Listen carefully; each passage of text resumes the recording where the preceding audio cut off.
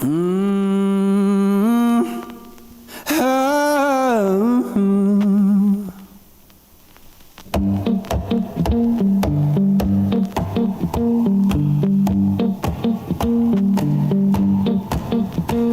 I saddled up my shoes, headed out at dawn. Yeah, I saddled up my shoes, headed out at dawn. Ain't no place gonna hold me when the road keep rolling on. Left my baby crying, said you can't live that way. Left my baby crying, said you can't live that way. I told her love ain't chained down, it just comes and drifts away.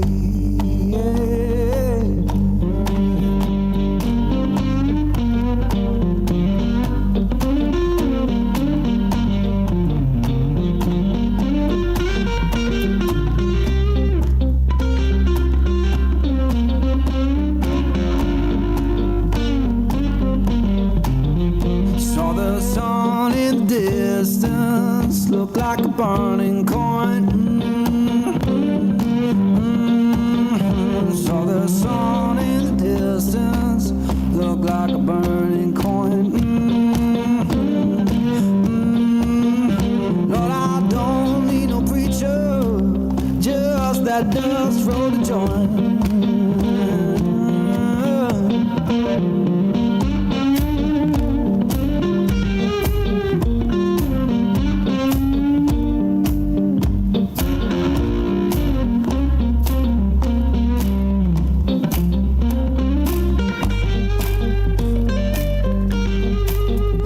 Now I'm rolling through the valley, wind hums through my head. Yeah, I'm rolling through the valley, wind hums through my head. You can't tell my woman I'm gone, and I ain't coming back.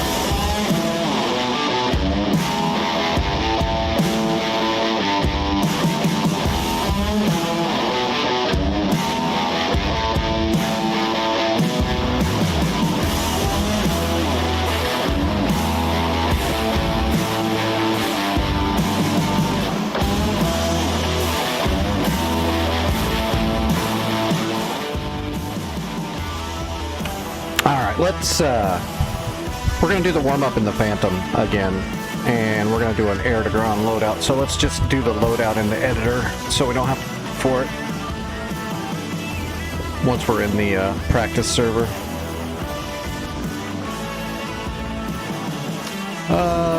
Get rid of the Zunies. And we can take D's, right? Yeah.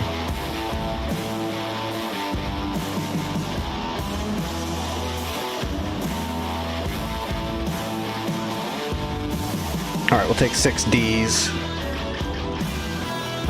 We'll leave those Mark 82s.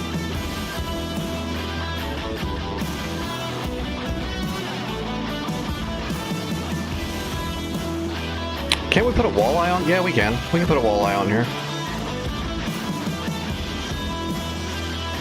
Old school walleyes. Alright, that'll be a good practice. 6 Mavericks and 2 fat walleyes and 6 Mark 82s. I think we put 3 Mark 83s under there too. I thought. Yeah. Yeah, 3 Mark 83s. You can put a ripple rack on there too, but I'm not. We'll just do the 6 Mark 82s. That'll be fine.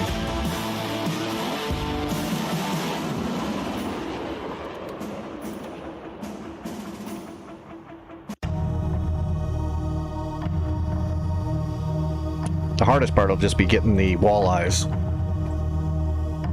They can be kind of finicky. The Mavericks were finicky too, but to be honest, with the new throttle and the new slew on the new throttle, it makes it 1,000.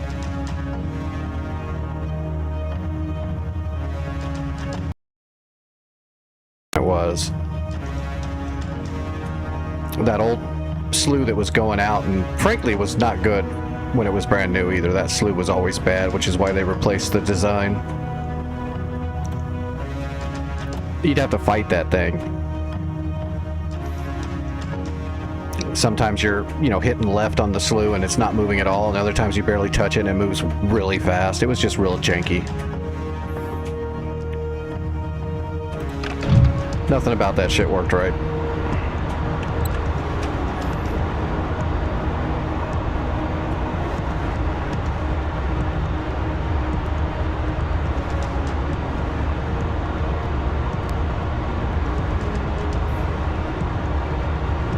Seems like everything's loading a little slower since that last patch.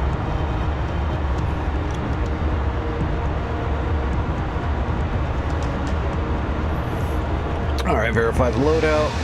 Walleyes, Mavericks, yep, Mark 82s.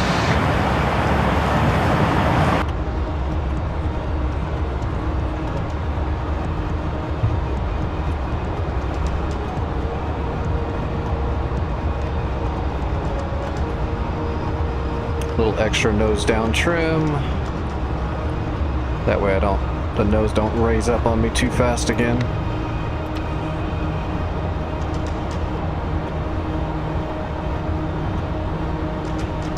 We can leave that on standby the whole time. Okay. Let's taxi. Oh, wait. There we go. Okay.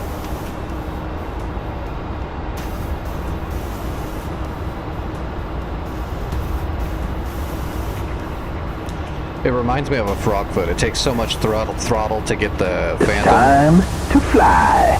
To start rolling, but once it starts rolling, it's like a Tomcat, and even at idle, it'll just start gaining speed and go faster and faster and faster. You'll just start having to tap your brakes because the engines are just so powerful. Like, as soon as we started rolling, I went idle on the throttle and I haven't moved it. This is all just natural acceleration. Hey, we planning to hit the deck on this flight? Oh boy. All right.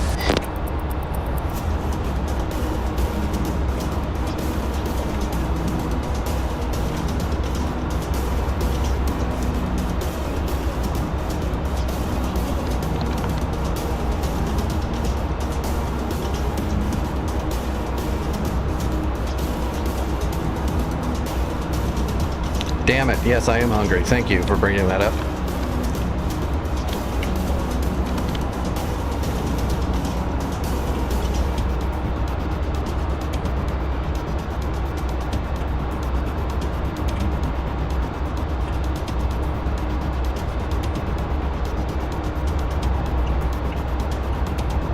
So this time the Mavericks will be yesterday we tested the Mavericks as A's, which is the old original TV Mavericks, which is a little bit harder to see your targets and get a good contrast. So we're going to use the D's today. That'll give me 1 unit of zoom on the seeker head itself.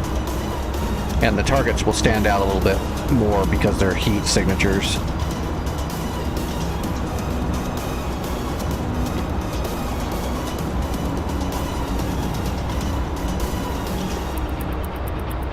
I have a feeling because of the new slew, I'll be able to get them locked on fairly easily. It'll still be a little bit of a pain in the ass, just because the Phantom is kind of jerky, so it could be hard to do an approaching, vector onto the target. So you're basically kind of diving a little bit and keeping really steady on the controls while you're also using the little glass to spot the targets through the seeker head and lock them. It takes multiple commands to get them to work. You can't just not just move it around and hit a button to lock. I wish it was. Hey, Trax, thanks for the sub. I appreciate that.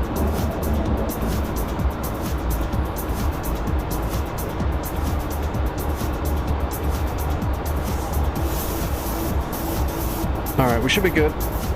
Alright, brakes on and running up to 80.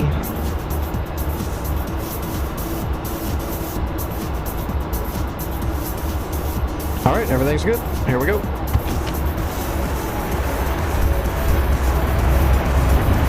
Engine's good, airspeed off the peg. 80 knots. Airspeed 100.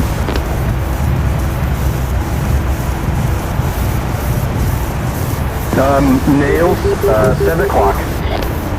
Gears moving. That was much smoother. A little extra nose down trim. Did the trick. Gear up. We have a new bogey. Right, 20 degrees, 43 miles, 800 feet. Flaps up. No IFF. He's a bandit.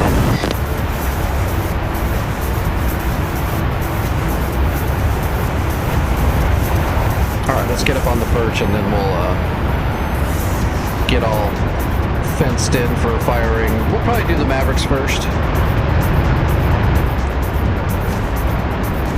That way we're a little bit lighter on the wing when we let the... Well, the walleyes are going to be a pain in the ass no matter what. Actually, let's do the walleyes first. That way we have extra weight in the middle of the wing. Because when you drop a walleye, that's a shitload of weight on the very tip of the wing. And it's going to cause the whole aircraft to want to roll over and pitch down. Like violently. So having an extra weight on there with the Mavericks, that will actually help me control that a little bit better.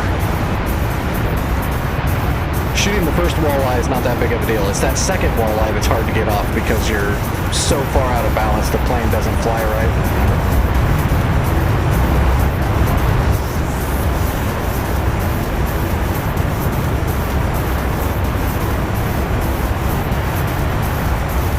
So we're gonna go TV,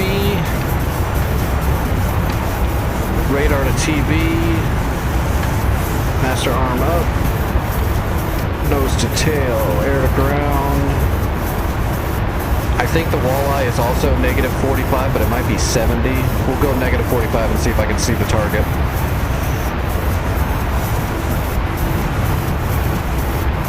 It's been a while, I can't remember. I know 45 is for the Mavericks, but I can't remember if that's the same for bore sighting the seeker head on the walleye or not.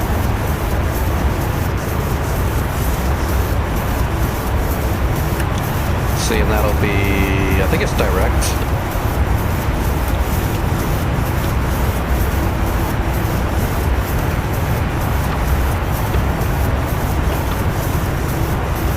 Oh, yeah, we've got a picture, so that's the walleye. Where's a target I can look at?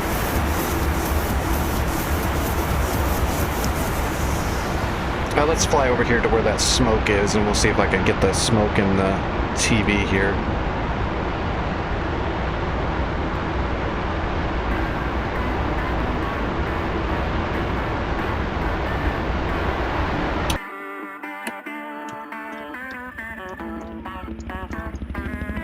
Yeah, we'll go over here because I know there's a smoke out there where that radar is, the EWR. We should be able to see that smoke in the TV.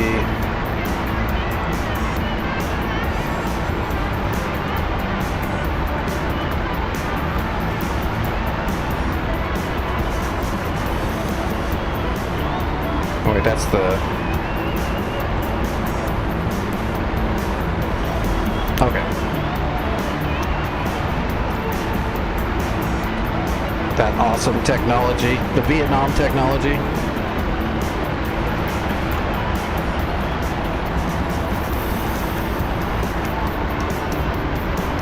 Literally, this is back when the Wizzo and the Rio actually had real jobs. Because to drop bombs, you had to actually put like the drag coefficients and do the math in the backseat and put those into the computer, or else the computer would give you bad data and your bombs would miss.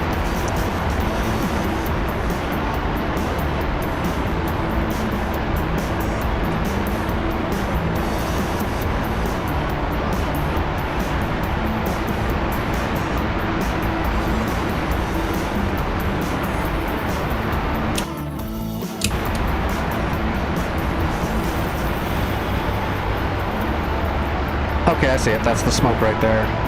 Off in the distance. So let's get our reticle on the smoke and then see if it shows up in the TV feed. The TV feed's not going to be really good because it's literally just the old seeker head on the front of the... That's close. That's not bad. So let's go to negative 55.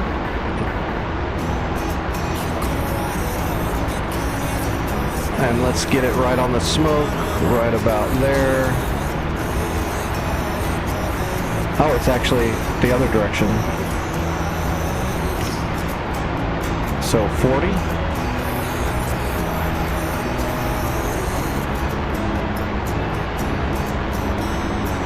All right, cursor's over the smoke.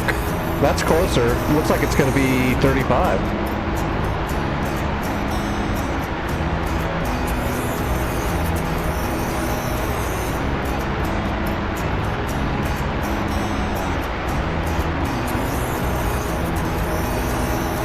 I don't know why I was thinking the walleyes were like 55 or 60. It's actually the other direction. That's not bad. We'll try 30.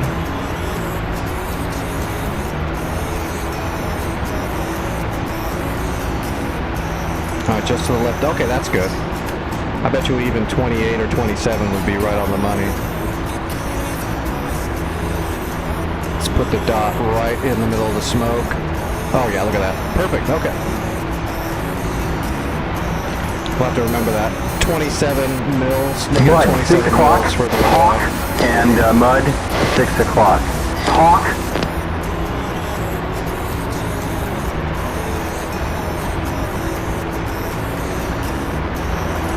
I guess we could put a walleye on the EWRS here. It's a good target.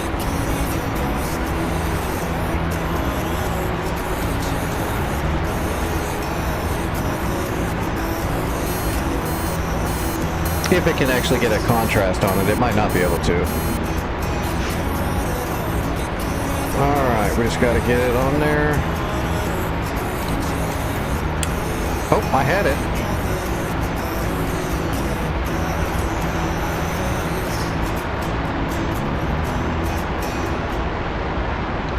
Got it.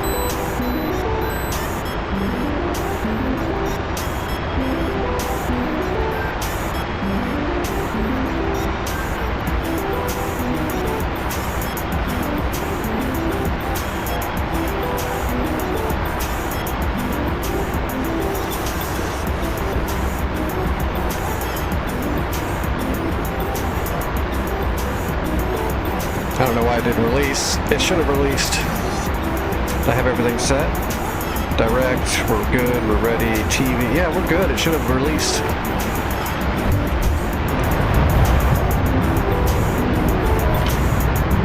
All right, let me try a more direct. That was more of a flat ingress. We'll try a little steeper and come down on it a little bit more.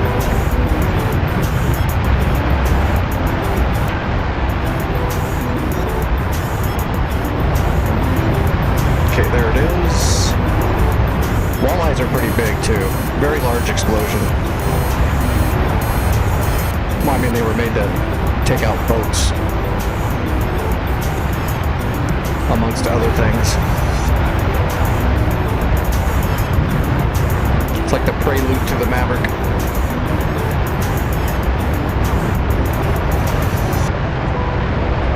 Well, the sky's pretty clear. Let's get some more altitude and give ourselves some better time and angle.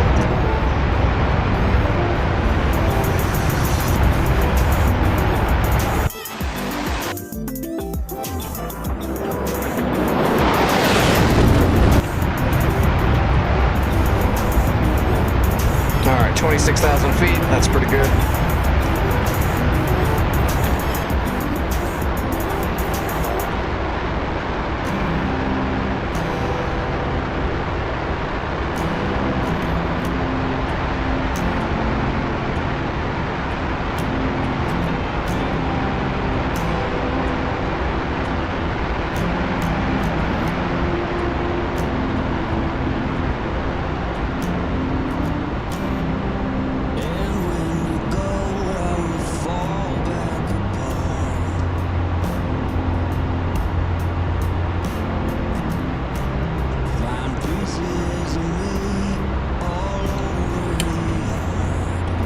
missed it.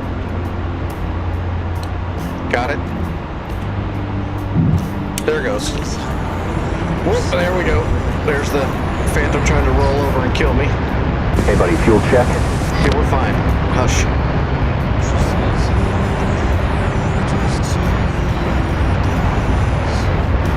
Oh, that was right on the money. That was perfect.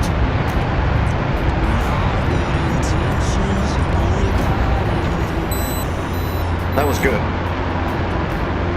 So yeah, that did it. Just a better angle so I wasn't trying to come in too flat with it. I think it's because when I'm using walleyes before, it was from a more modern platform, so it's a little bit easier using the targeting pod and that kind of data to launch it a little farther away at a less angle.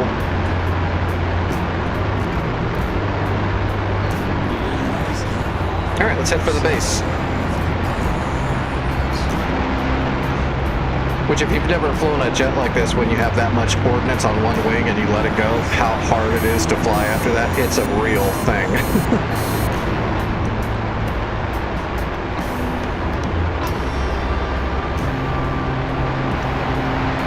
When we get to the next target, it's going to make it that much harder to get the walleye seeker onto the target and get it to stabilize on it.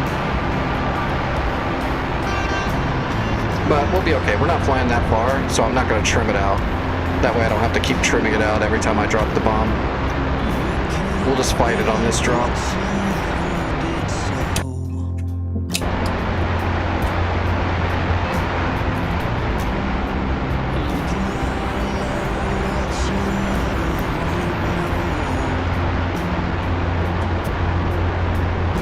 Should just be able to head north and we'll pick it up when we get closer. Although it is hard to find this base. I think we need to design this base a little bit bigger so it's easier to see, because it's kind of a needle in a haystack.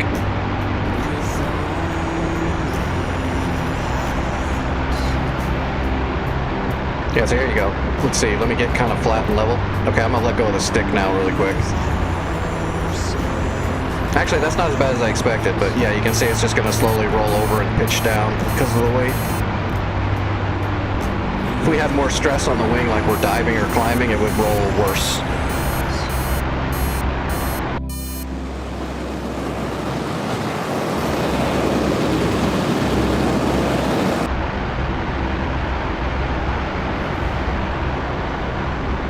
Uh, 400 knots.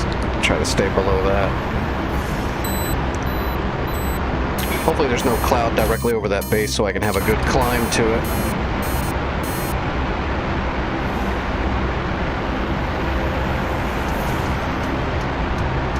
Especially because I don't want to roll into the dive, I want to slide into it. With the out of balance, rolling into it can be dangerous.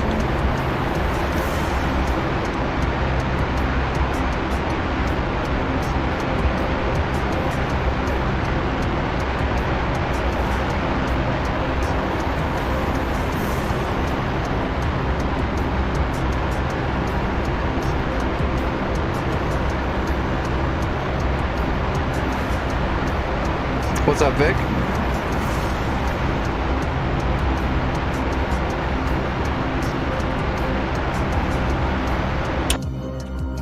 Alright, should be out here to the east, or west.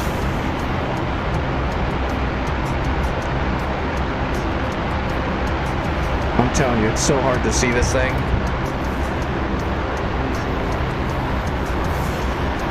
I'm just looking for the tower. There's two towers there. There's a small comm tower and a large TV tower. That's about the only way to spot it.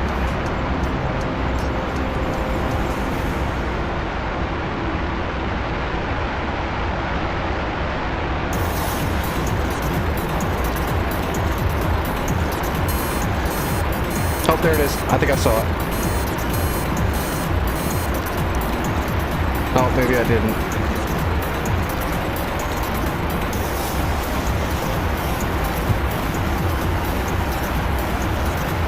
Oh, I thought I saw it really quickly out of the corner of my eye. I'm wrong.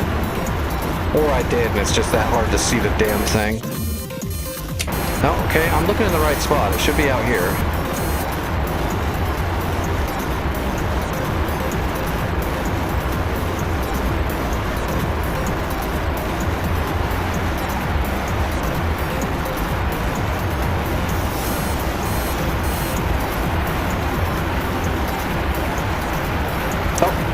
See it right there? That little speck right there is the tower. Okay, so the dark green grass is to the side of it. And there's a cloud right over the area. Of course there is.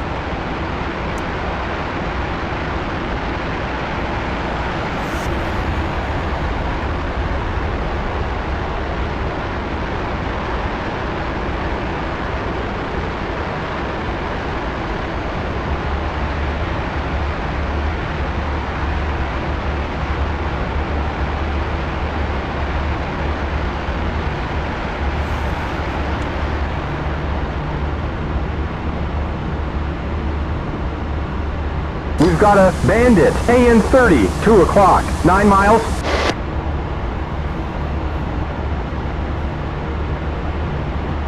Oh, there's a glare on my TV too. That's just perfect. Whoa, whoa, whoa, whoa, whoa, whoa, whoa, whoa, whoa, whoa, whoa, whoa. Yeah, give me a shadow. There it is. Gotcha.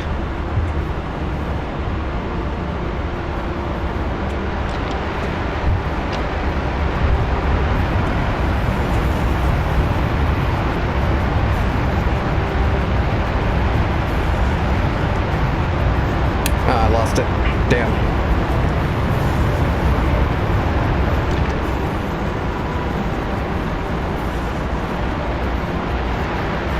Maybe I can come through right there so I can see it coming in. Need to be steeper. Hello Doris, Aaron, Potter. How's everybody doing?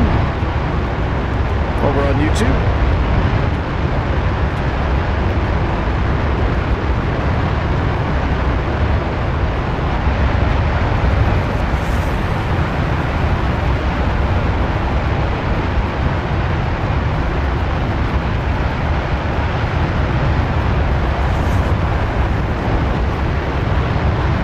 Oh, that cloud sucks.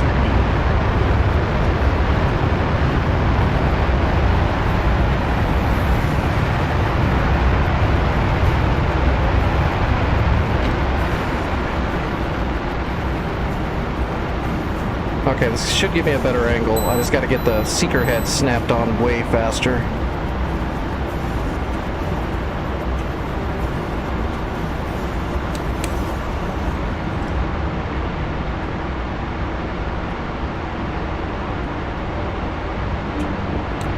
Gotcha.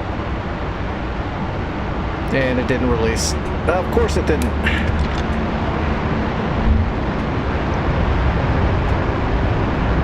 How's the BU going? Oh, BU's fine. I have no issues, no problems. I can jump in. I went with an unrestricted test, you know, like didn't hold myself back at all. I just did it as if I was playing it straight, and I went 1v5 and just 5 shots, 5 kills, not even in danger. We've got a Bandit, AN-30, 11 o'clock, 7 miles. Even the air-to-ground computing on Computer Pilot, CCIP is spot on.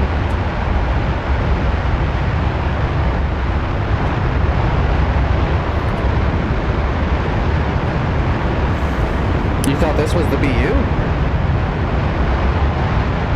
Are you alright? Do we have to have an intervention?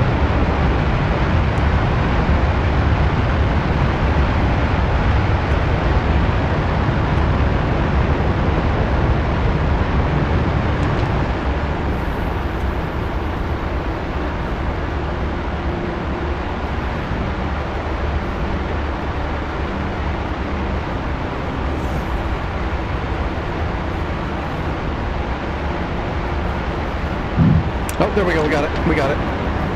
Good release.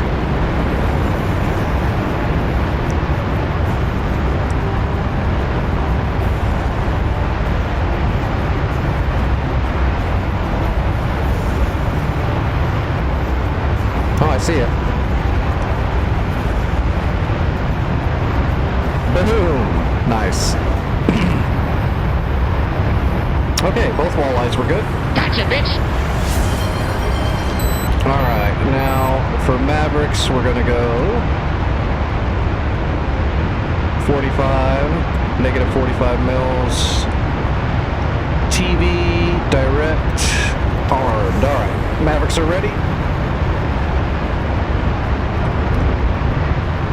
We'll put 2 Mavericks on this base. I know there's a bunch of armor and shit in the front. We'll put 2 in there, and then we'll go maybe test the Ds on the river. That way it's not just a blob. But we should have 1 unit of zoom on these Ds and the Phantom, so... yep, Joshua, we're doing some Phantom practice for our warm-up tonight.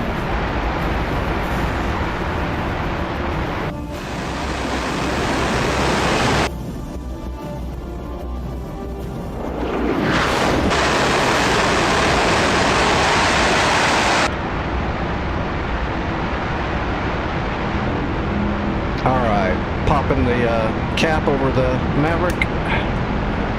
We're in business.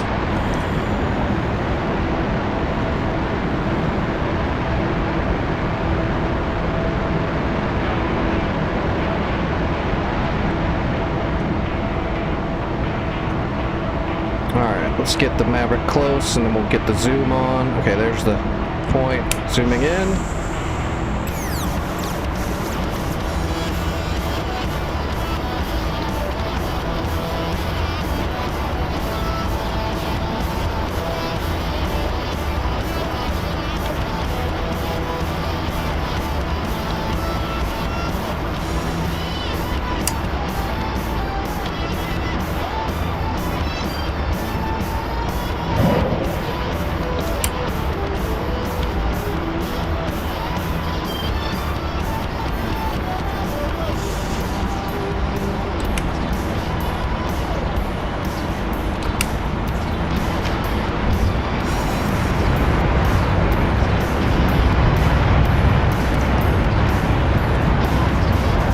Boom, boom.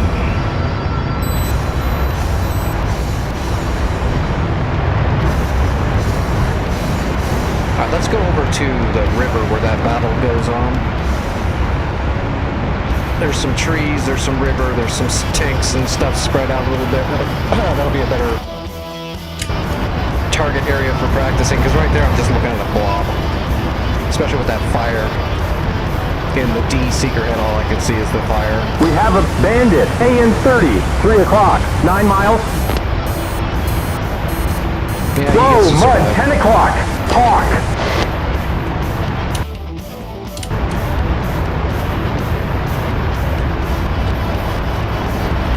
Actually, we've already got the seeker out. We can probably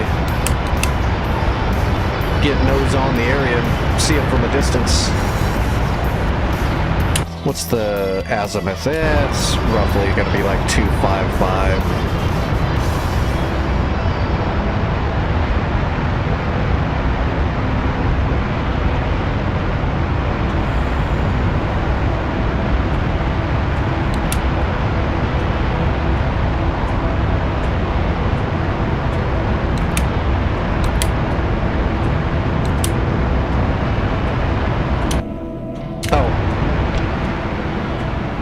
I'm not far enough.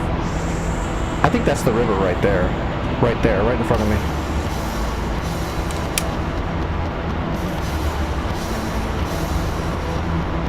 No, still don't see anything.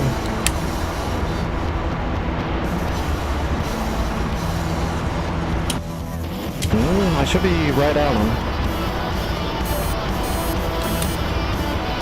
Mud on our nose, 12 o'clock, talk.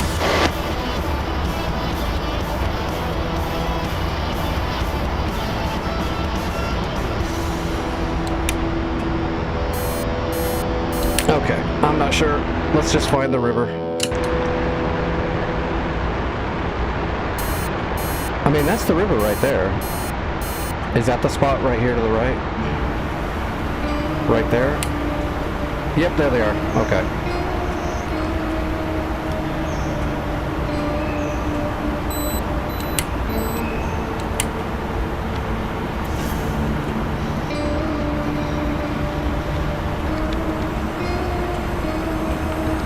Oh, I had it. Gotcha.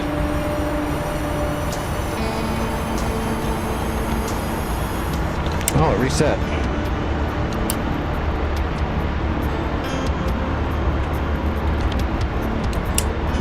Gotta reset the seeker head. It went bonkers. Okay, let's come back around. At least we know where the river is.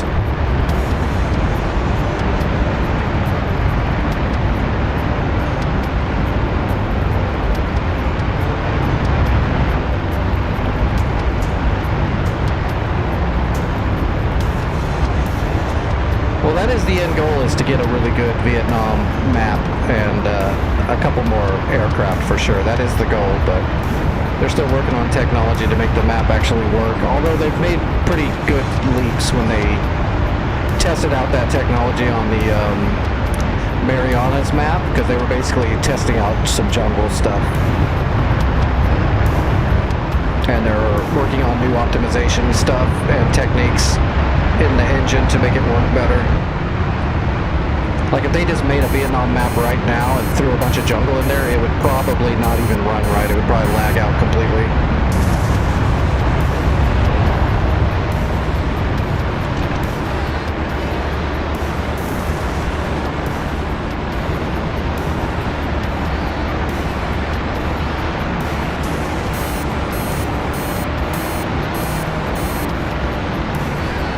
But that is the end goal for sure.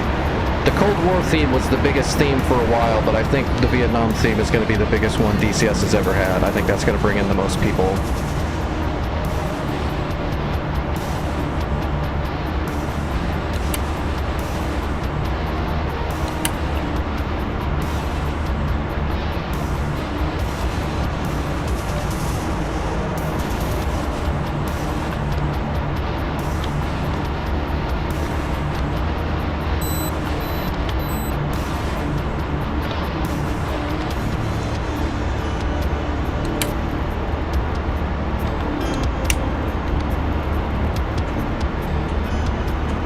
Them.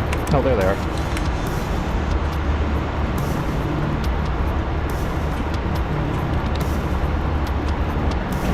There we go.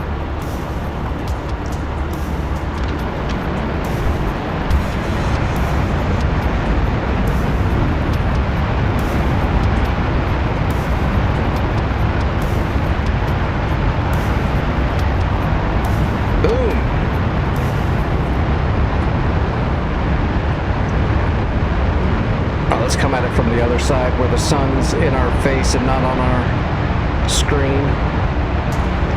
Yeah, it's still a pain in the ass to get these things to snap on. The slew is making it a lot easier, but it's still hard.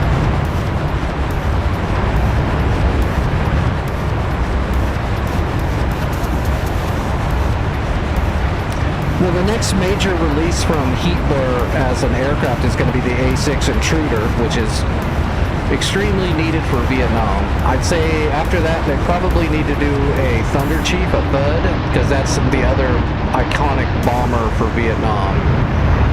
And then we need an AH-1 Cobra helicopter for Vietnam.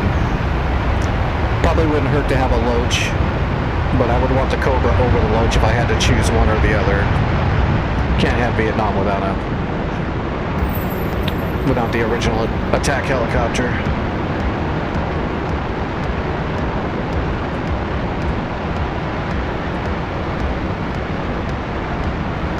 Red 4, we've got most of everything that was already there. They could add floggers. Well, we lost the Farmer though, so that's a major one. Hey, we got it.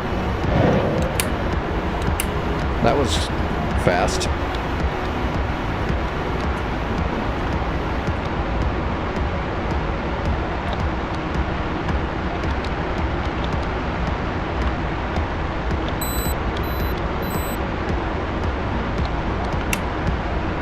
Damn. I need to stop doing that. I was trying to hit the trigger to unzoom, but if you've got the ARP held down, it does a cage thing on the friggin' seeker head and messes me up. The Cobra's a great helicopter for right now. It's still our best assault helicopter. The new Zulu models are the end-all be-all of attack helicopter.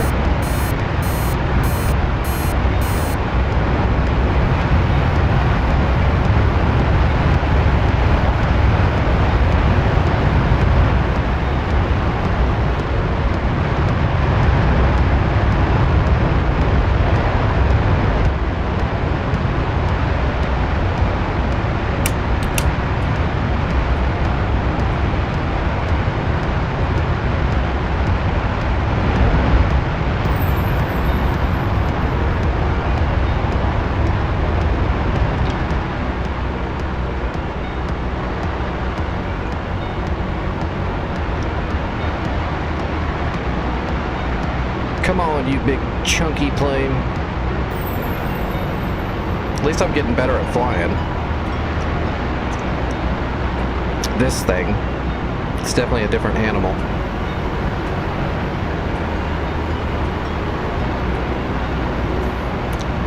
Shit, I lost my spot.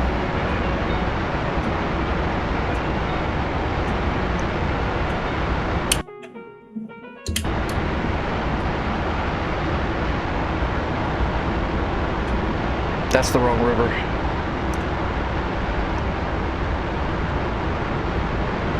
I lost my damn spot.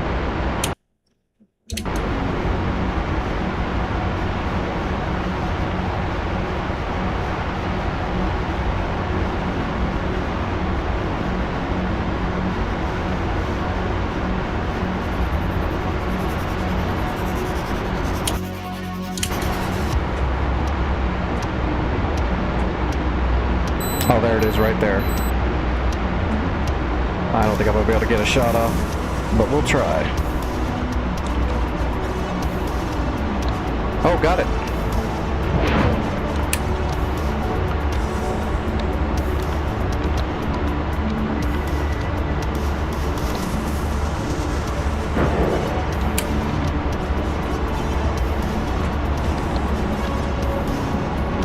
Oh, we got it right there too. Hell yeah.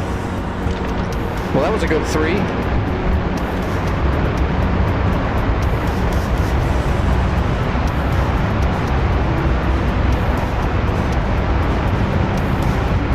Boom, boom, and boom.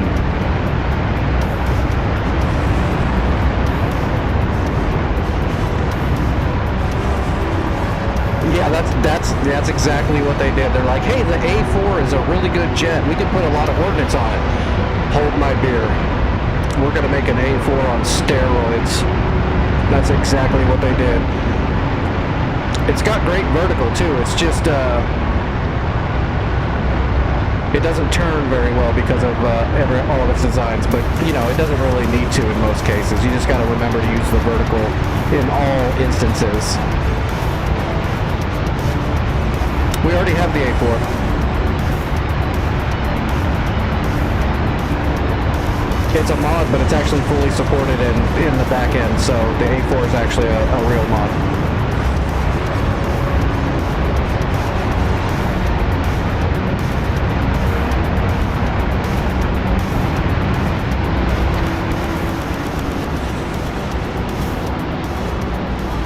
It's the only third-party mod that I endorse.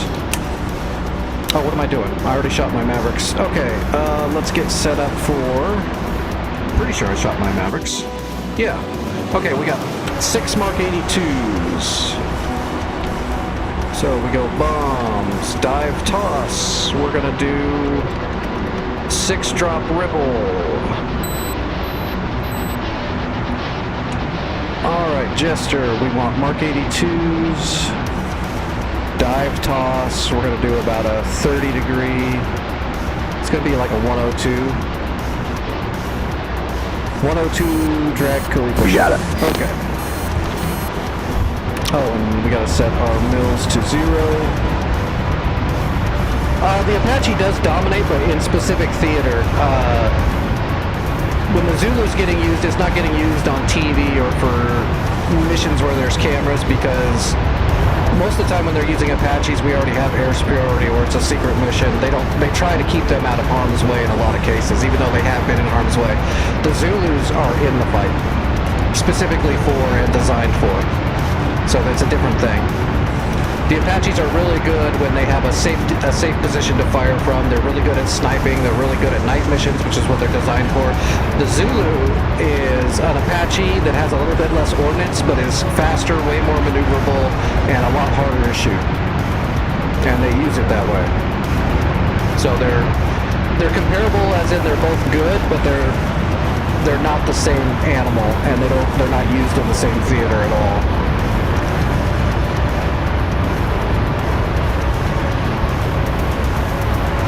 Like when an Apache gets shot down or takes some damage, it's because something went wrong on the mission or there was some bad intel, something like that. Whereas if the Zulu's getting shot at, it's because it's Monday. if that makes sense.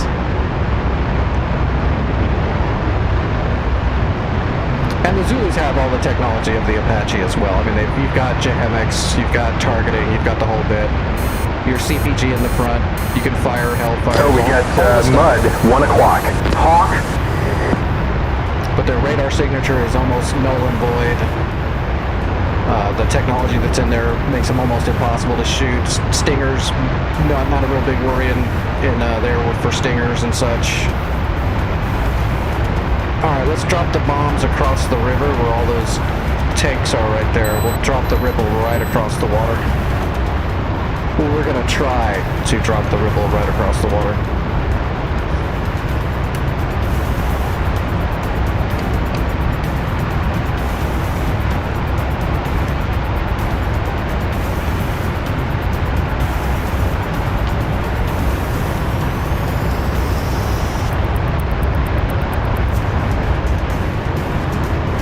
Rolling up and over.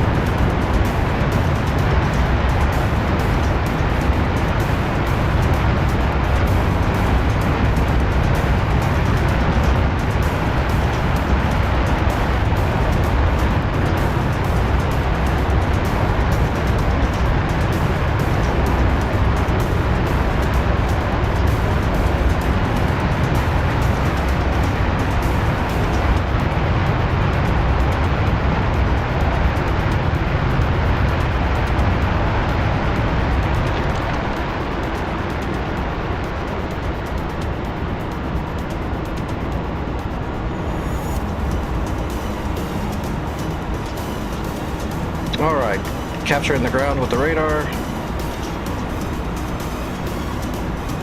Captured.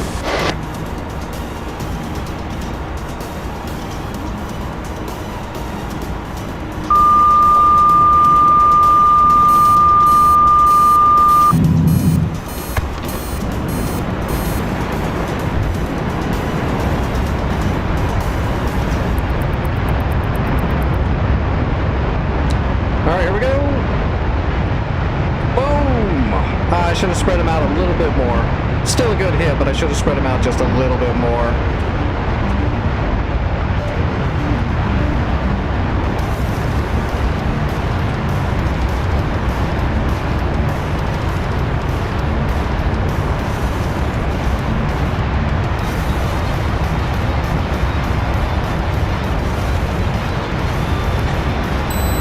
Yep, you bet, Karmic. That's literally what they're good for. They're real good at it, too. They're friggin' amazing at it. Apaches are really good at stealthy missions, secret missions, close air support but from a distance. And the Zulus are more like frontline fighters. They're close air support, like really close. Mainly because they're not as susceptible to enemy fire as an Apache is.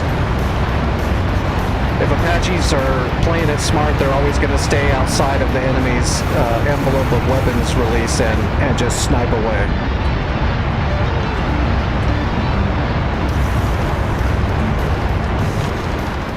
And they are the best at it, for sure.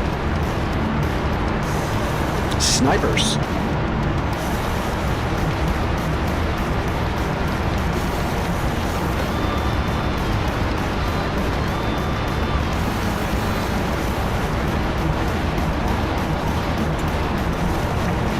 Alright, let's head home. That's a good practice.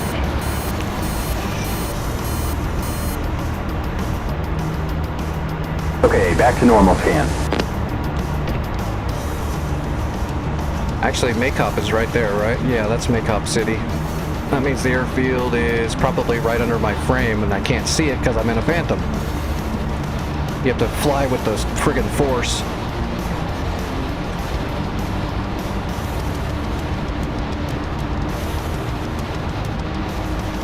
Okay, there it is. Oh, we're already lined up. Look at that.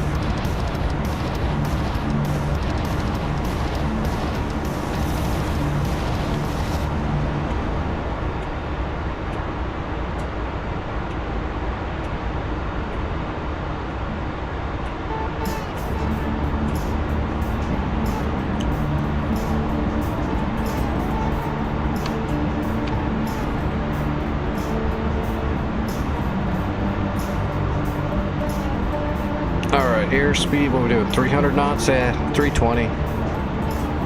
That's fine. We'll just cruise down.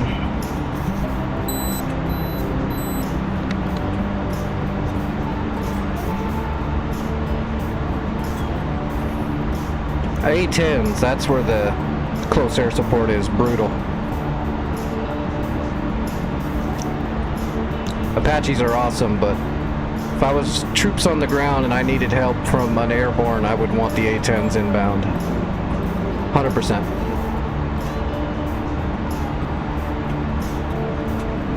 Their record in supporting ground units and getting kills is unfounded. Nothing even comes close.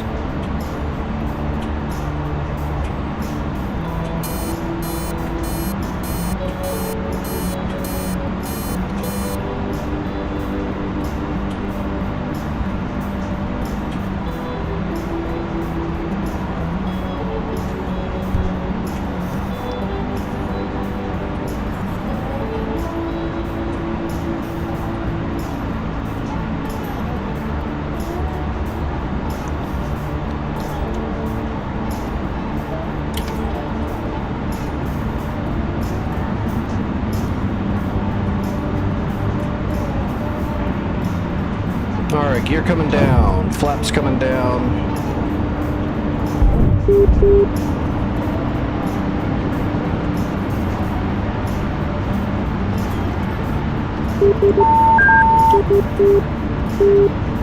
Oops. Jumped on my trim a little too much there.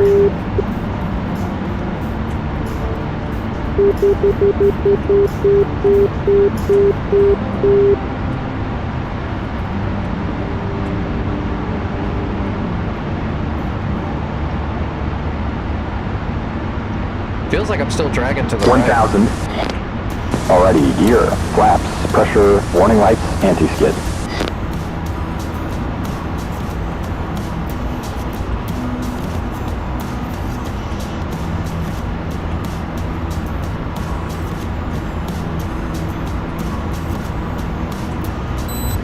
Yeah, it still is just shoving to the 500. right. So it's almost like my rudder is jammed up a little bit. 300.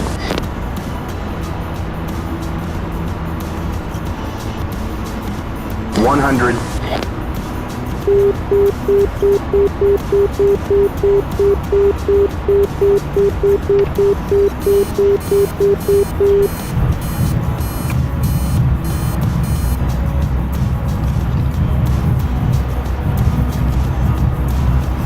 Hey, Jester didn't yell at me.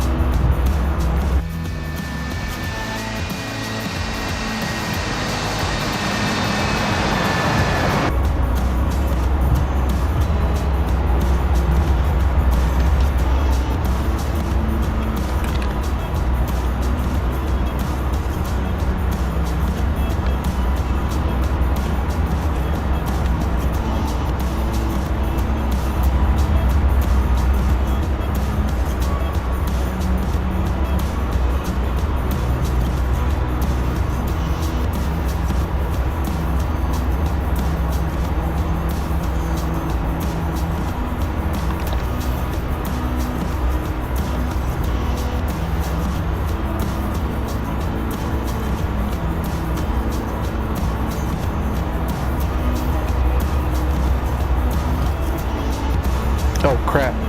Oh, never mind. I just got a message and I'm like, oh no, is this the phone call? No, it's not the phone call. I got a heat advisory. Until Wednesday, it's going to be super hot, I guess. It already is. Thanks for giving me the advisory after it's already been happening. Way to be on top of that. I'm sure you make hundreds of thousands of dollars.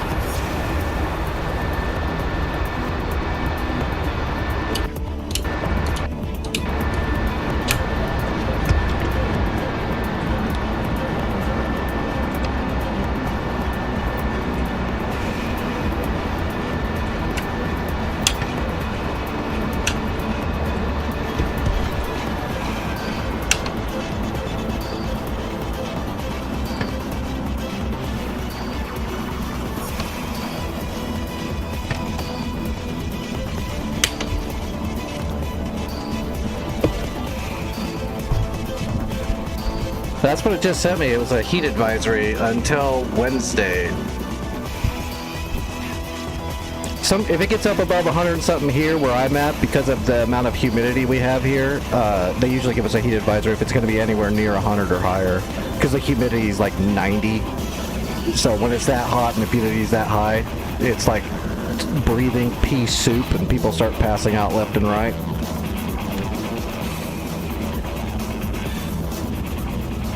I don't know. I'm going to be indoors probably for most of it, hopefully. My disabled ass doesn't exactly get up and go outside very much anymore. I can't. I mean, if I get sick, I end up in the hospital because of my conditions. I get a cold and I'll end up in the hospital. All right, let's do a helicopter warm-up. And then we'll jump onto a server for a little bit. I'm not going to jump on North Pole tonight because, again, I'm still waiting on that phone call. And I'm going to have to basically kill the stream as soon as I get that phone call because I got to take it. And it's probably going to take a bit.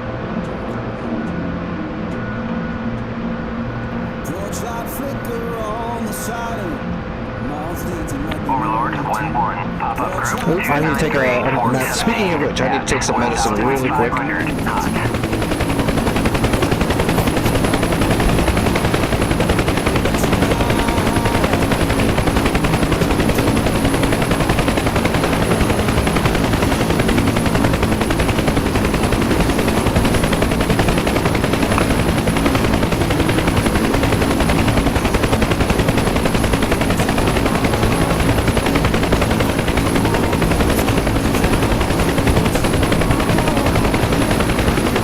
Well, I don't live in a swamp, but where I live is definitely very foresty, and there's a lot of rivers and bodies of water as well. And that makes the humidity abnormally high all of the time.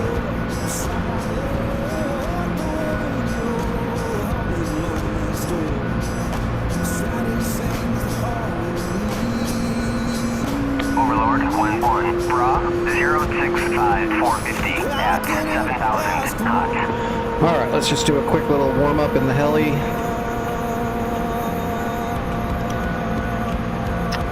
Warm up the helicopter chops.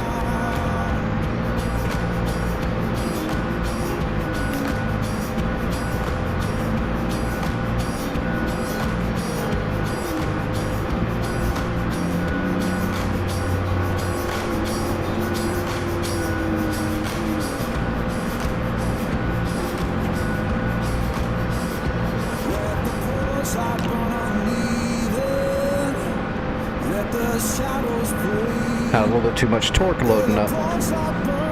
Want to do a barrel drill, not take off.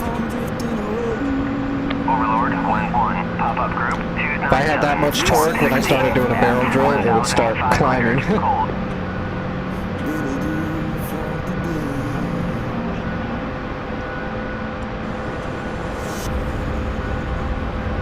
Which, by the way, the Bradley guys love it when you just do barrel drills using their tank.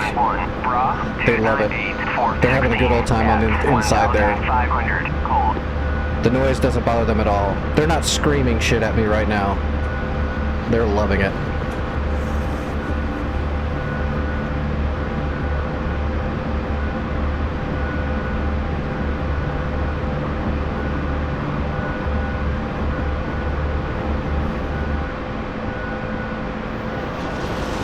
Okay, yeah, that's good. I've got control. Ish. Did I put weaponry on this thing? Oh, I see gun belts. Did I put miniguns on here? Let me get real stable so I can see. Oh yeah, we got miniguns and rockets. Let's go shoot something real quick.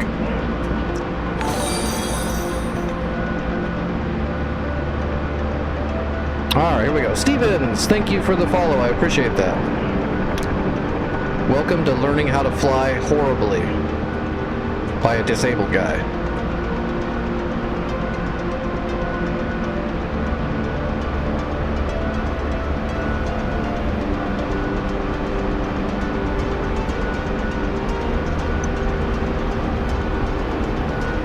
Still haven't touched the Collective.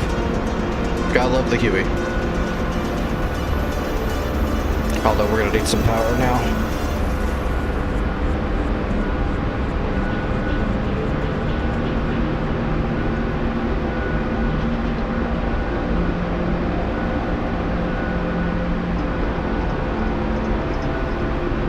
Overlord 1-1, pop-up group 290-417 at 1,500 knots.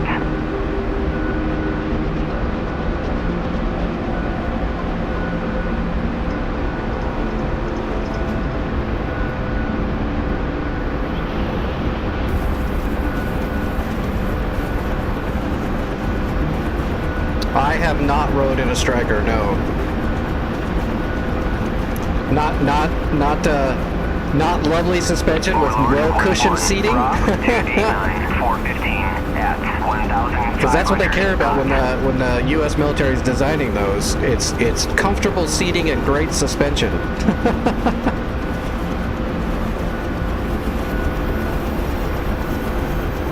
By the time you get to where you're going, your nuts are in your throat. And everyone has pancake ass.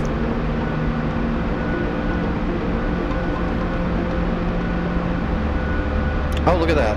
I think the convoy's right there at the base. How fortuitous. Let's go, rockets.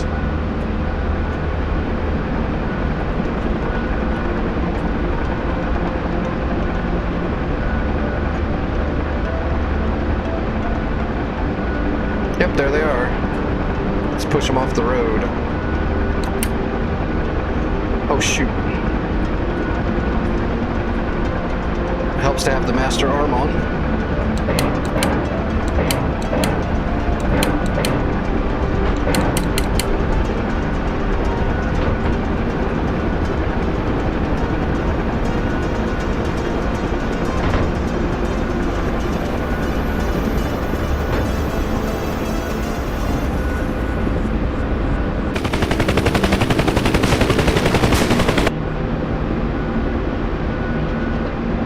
I'm doing peachy, Steven. I'm still breathing.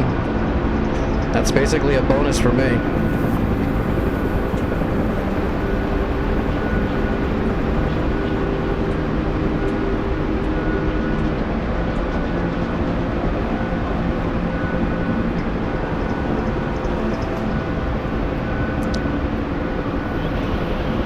Alright, now we got a better angle. There's a lot of small arms fire coming out of the tents.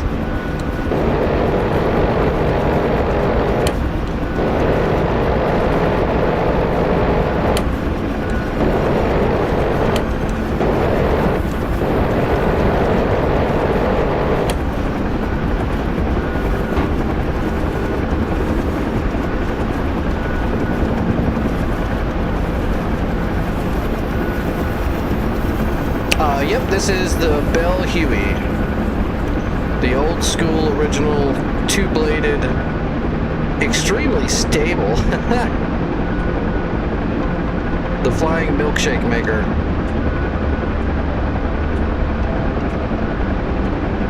But yeah, we're in a Huey.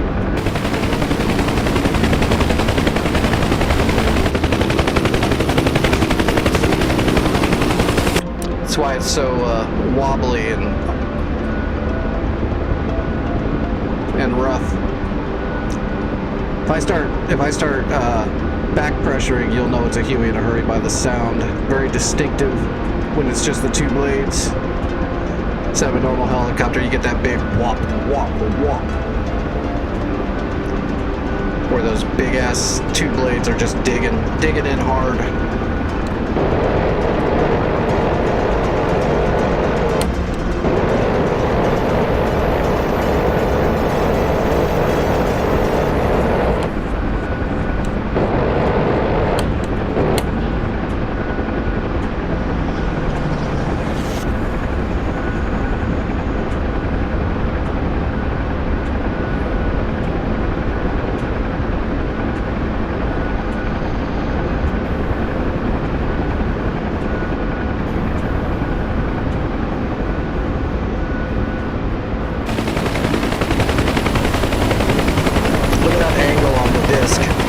So nuts. That old Huey's crazy.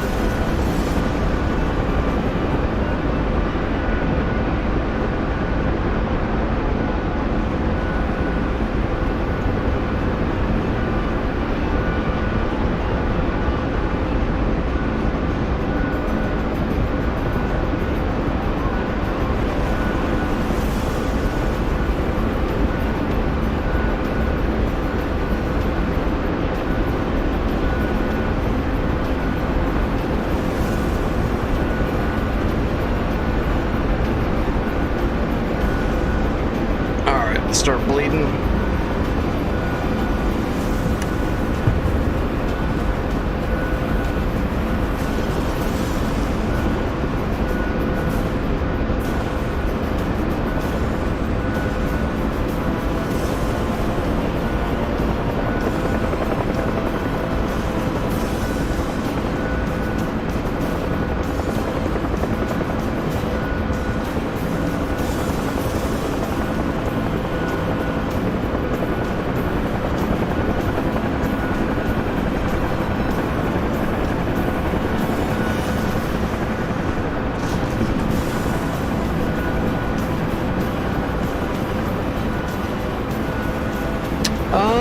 A Stallion? That would be great, but because we just got the Chinook, I imagine that there's not anything in the works for a Stallion anytime soon anyway.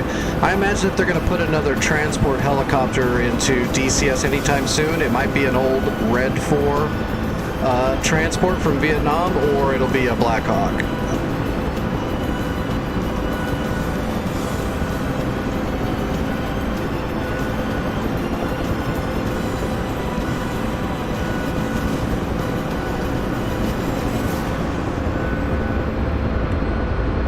Piece of cake.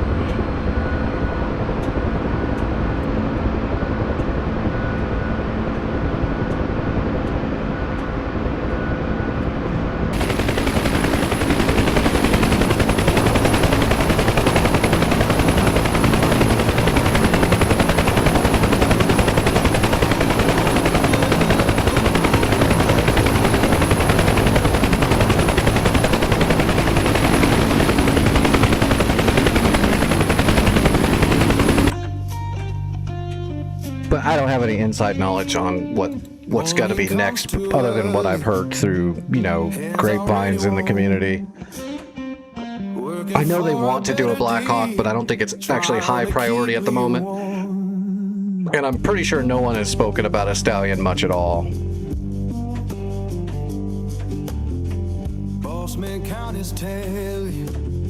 I actually had a Stallion chief engineer that used to hang around the channel. He's still around. He just doesn't mess with DCS as much as he did. He's doing other stuff, but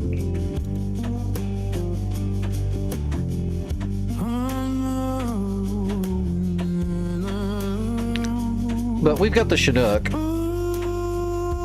Sort of. It's not done yet, but it's about 60%, 70% implemented.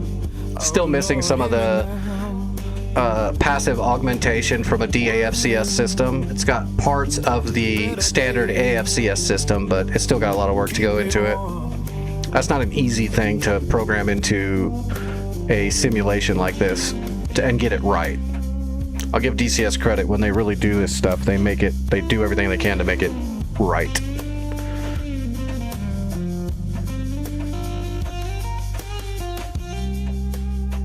Uh-oh. DCS, are you locking up on me?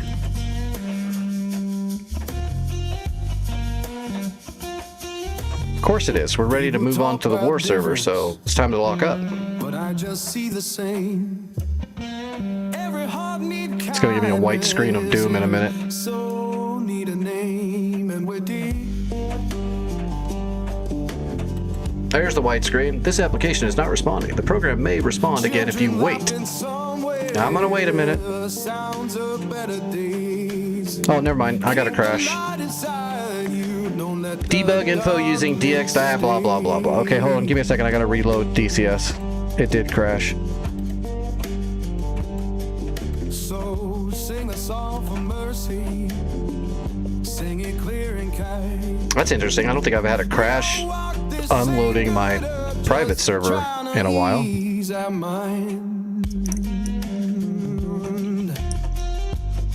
I'll go ahead and send them a crash report. Because I wasn't running I was running a private server right there, so that's an interesting place to crash. I didn't even have any scripting running on it besides my own personal scripting. I'm not running any third-party scripting that's running third-party EXEs or anything. I even took out the napalm explosive scripting.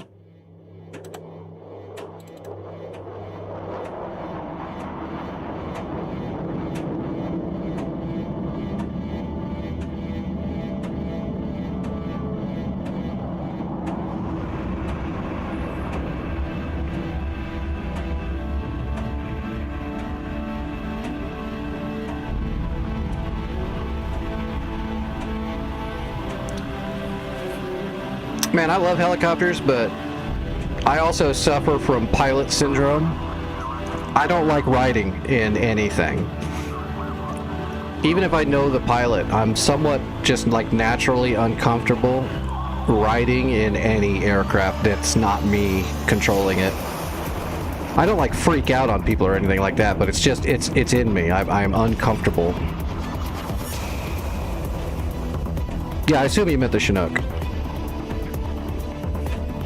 I don't think there's a Black Hawk with a with a back ramp. That would be cool, but ramp comes out of the tail.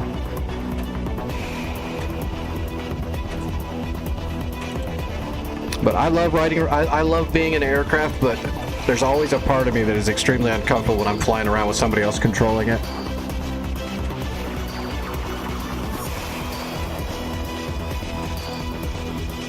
I'm the same way on like an airliner or something, just doing a flight because I gotta go across the country or something. I don't like doing that either. I'm very uncomfortable.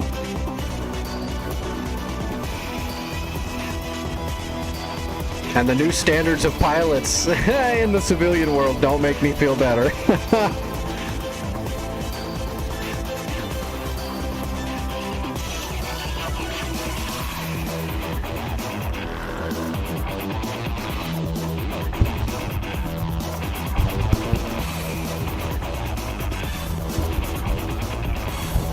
Well, I guess because we're waiting on that phone call, we'll just jump into one of the RPC wars and see if we can help out a little bit.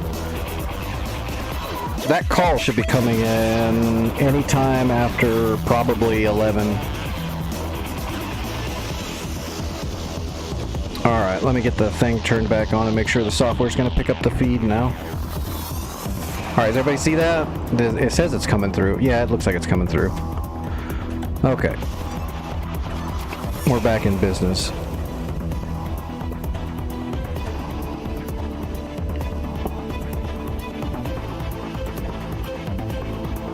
Luckily, I think my flying days are mainly over. If I've got to take a flight all of a sudden, it's probably because there's something going wrong with my conditions and body that they can't handle around here. So hopefully that doesn't happen. I'm pretty grounded now. Oh my god, there is 20-something people on RPC Caucasus? That is too many. They'll run through that map in like 5 minutes. That's a pretty small map for that many people. That's just like Caucasus from Napa to Maykop. Super fun foothold style war, but that's way too many people. As soon as an enemy moves, there'll be like 5 missiles and 3 bombs going at it immediately. Unless they're all really bad, and then you're just gonna get team killed.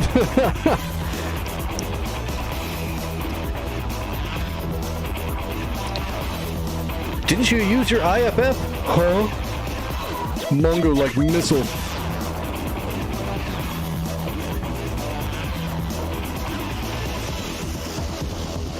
Oh my god, now it's hanging up loading. Did something happen? Was there some kind of weird little patch or something that went to DCS today? It took a while to load into my private server too. Now this is hanging up on World 55. That's weird. That's not normal.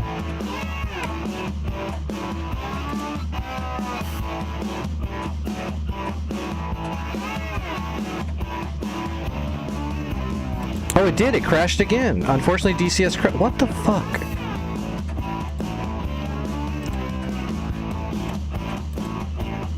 Okay, something's going on.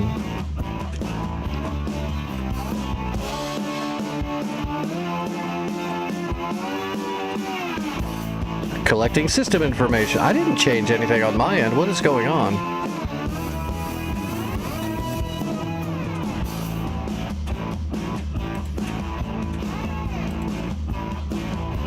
Maybe try to preload the Syrian map? See if it even preloads? Hold on, let me clear my RAM cache and everything out.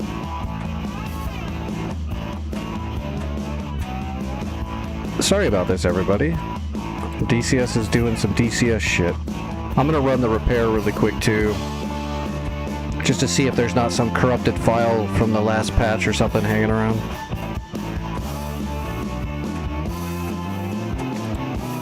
Alright, clean up. Alright, let's remove the shader cache.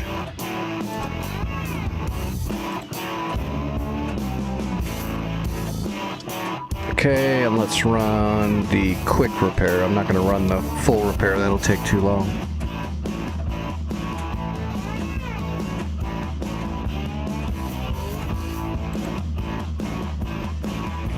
That's weird. It didn't do anything wrong last night, right? It just ran as normal. I didn't see any patch when I logged in, I don't think. Could have been something on their end. I don't know, it's DCS, sometimes weird shit happens. Alright, it's reinstalling runtimes.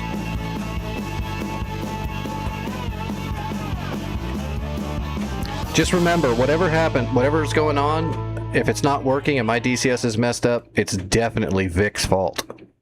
So at least we know that.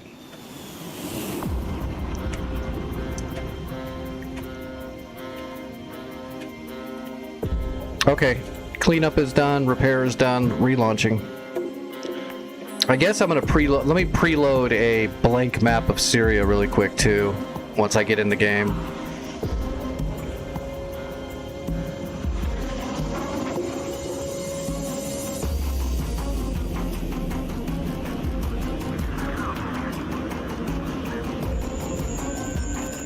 I knew you were gonna do that, Vic.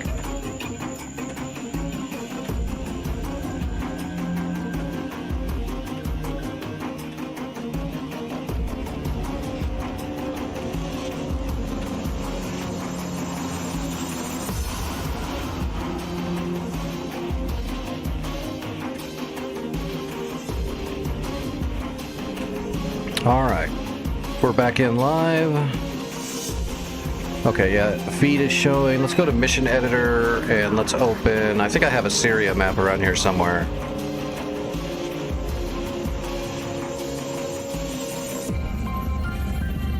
Well, that's an interesting name. Let's see if it loads this off of, this is private, this is not on a server, so we'll see if it locks up loading this.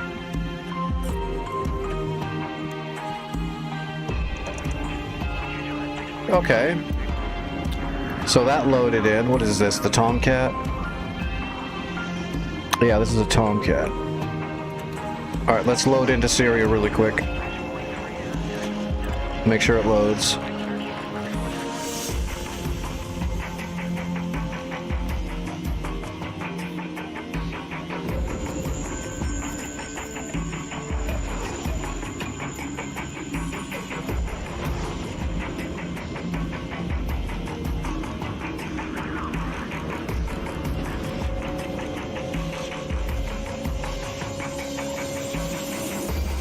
Okay, it made it through. It didn't get stuck on 55. I'll have to remember that. 55 is where it got stuck. I wonder what that is.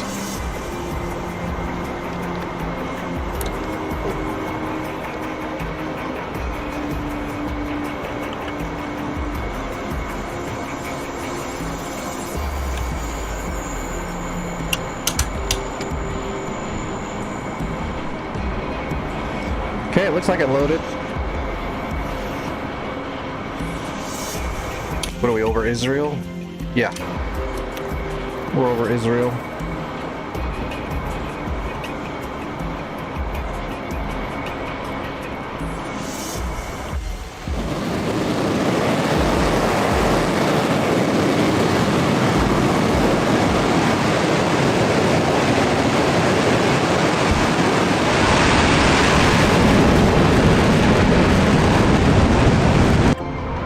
Alright, it looks like it loaded. Let's jump out.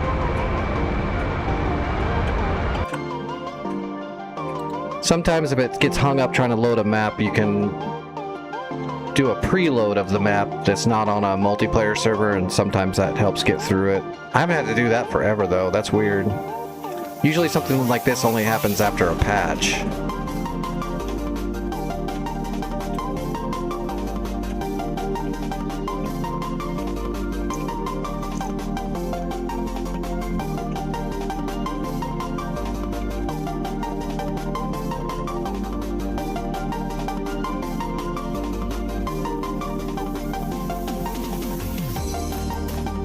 See if it gets stuck on 55. Nope. Okay, we made it through that time. Huh, I wonder what that was. Oh my god, I hope it doesn't happen. I remember a long time ago I had to do that every time I logged in. I'd have to preload a map, leave the game, run the repair tool, and then get back in and preload the map I want to play, and then go into the multiplayer like every time. I really hope that doesn't start happening again. That was a horrible month. Oh wait, no, it's still hanging up. It's not crashing yet though.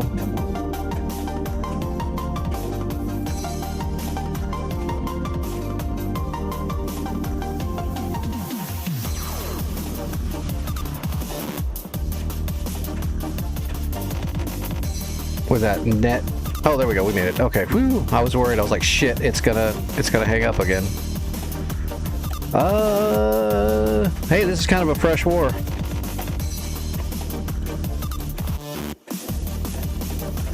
Although we do already have... wait a minute, this is what I did last night. This is exactly where I left this map last night. We had captured... or no, we captured, Menred, though, and, I almost captured Aleppo. So yeah, they took this one back. This is what we were doing last night. Interesting that nobody kept, or somebody came, or during the day they completed the whole war and started a new one and it just got to right where I was. It's possible.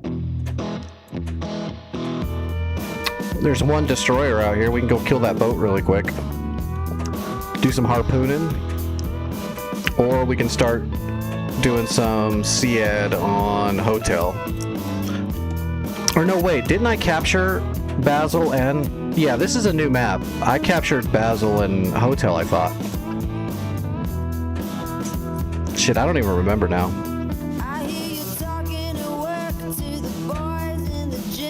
Yep, take it easy, Steven. Thanks for hanging out. Come back anytime. I'm not really worried about that boat. I guess let's go after this SAM units here. So we got a Tor Gauntlet, a Gecko, an SA2, but what do they have at Basel? Okay, Basel just has some troops. Oh, it's got a Gecko. Okay, so we have to kill this Gecko. We're gonna go after this Gecko. We are gonna try to shoot at these guys too, but we have to make sure we kill this Gecko. That way we can capture Basel from the boat.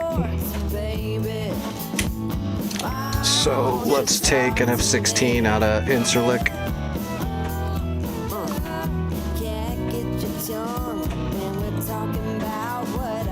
We'll just bring AMRAAMs and HARMs and bully our way over there. Well, not really. We're going to try to sneak our way over there.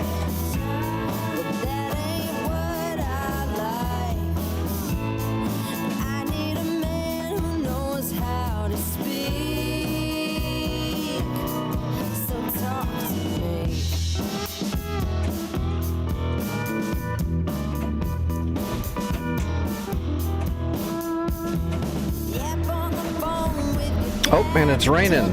Perfect.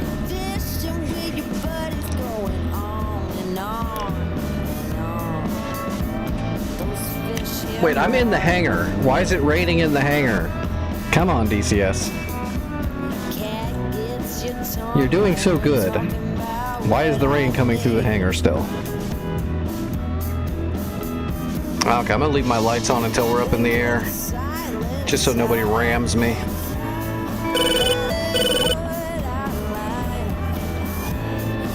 What's up, Hatch?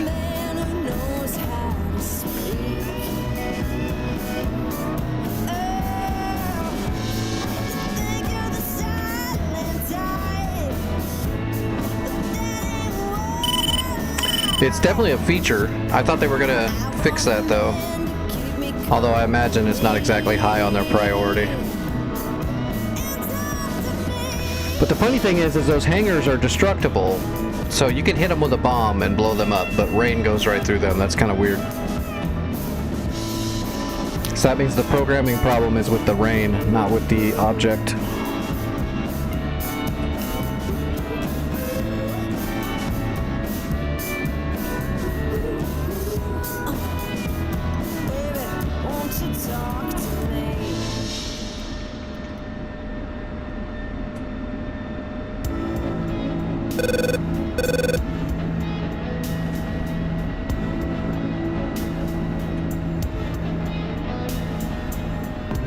I don't see anybody else taxiing.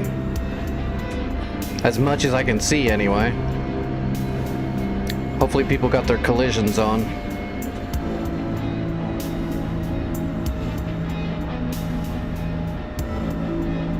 We'll be up in the air soon and it won't matter anymore. It'll be fun if you guys have never seen what it looks like to be flying through a storm and then break the clouds up above it. Always cool looking. Kodak moment.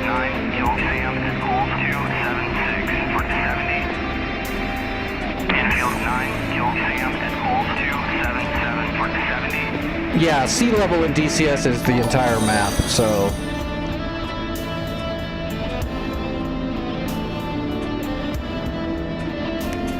Sea level is the entire map. Underneath the ground is sea level.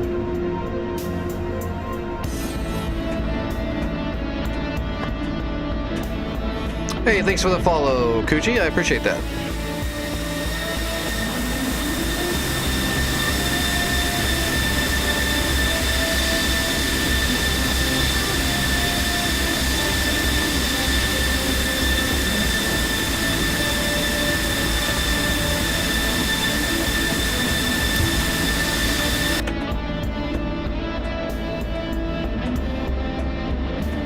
Magic, what's going on, buddy?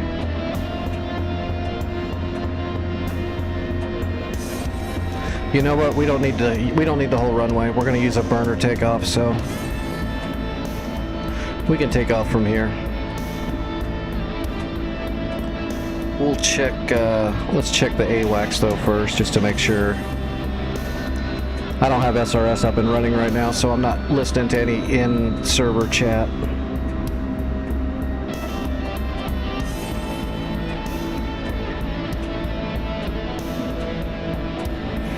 The Syria map is pretty damn big. You've got, on the southern part of the map, you've got Israel and Gaza, and then you've got all of Syria to the north. You've got Cyprus. It's a big map. Most of the DCS maps are like this, though. They're very large. Like if you get like the Kola map or the Afghanistan map, stuff like that, they're just ginormous. All right, is there any traffic? Nope, it's just me. Everybody else is over on Syria right now. They're all working on the south, so yeah, we'll sneak in over here and we'll hit those SAMs. As long as I take out the Gecko at Basel, then we're in business, because then I can capture Basel, and then we'll have an airfield over here.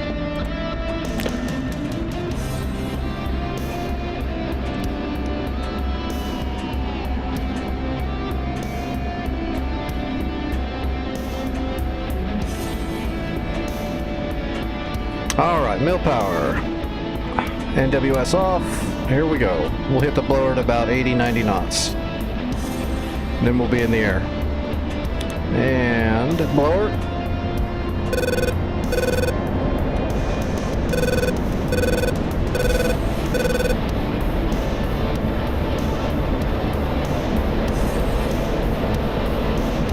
Alright, gear up, lights out.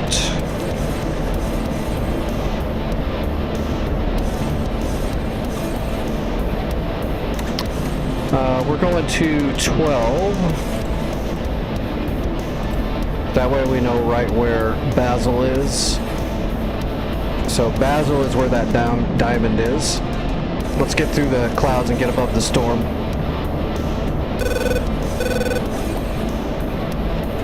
What's up, Limit?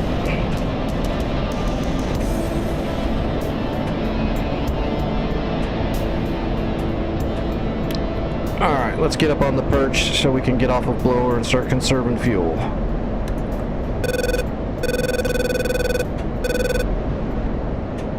Through the clouds. Look at that. It's no longer storming. It's like magic.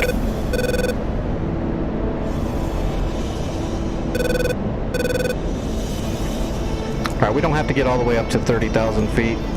Perch can be 20, 25.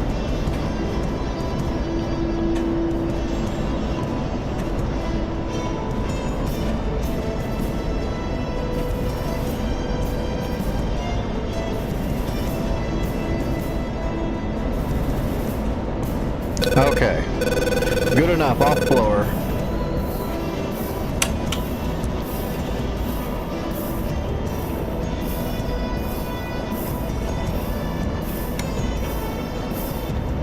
And we still got some fuel left, we'll conserve it.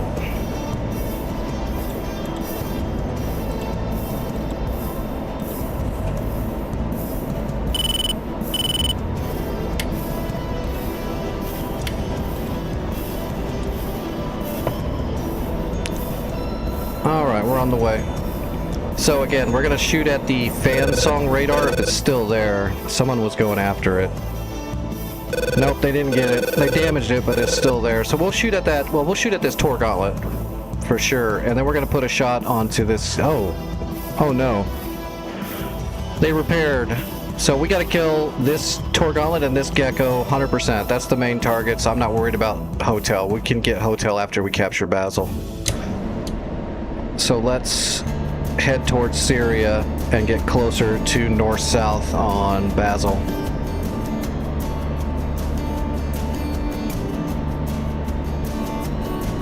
Oh, there's clouds over the deserts. That's not that crazy.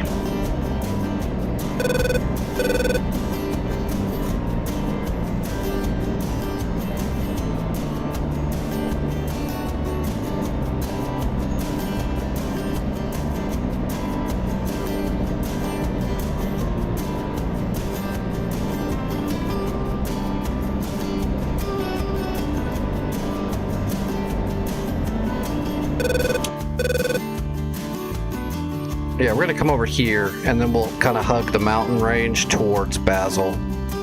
What are they launching? Fish beds. I didn't know they repaired Basel before I got up in the air. So we have to make sure we kill that Gauntlet now.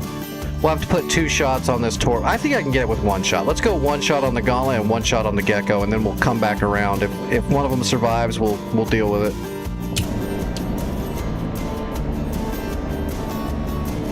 What's up, Steve-O?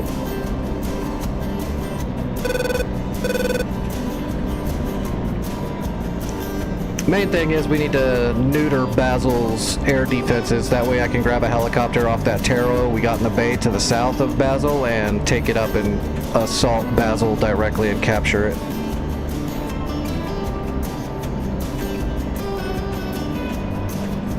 Alright, so there's Basel. We've got a data link on the Gecko. So that's not the actual Gecko, that's just a data link of where our intelligence thinks it is. We'll know when the real one turns on.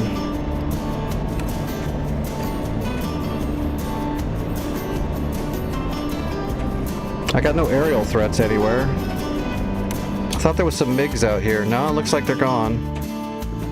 2 Fulcrums, but they're way out south. These fish beds might have just landed. Maybe those two fish beds that are here are the ones that were patrolling the ocean. Maybe they landed RTB, which would be fine, because...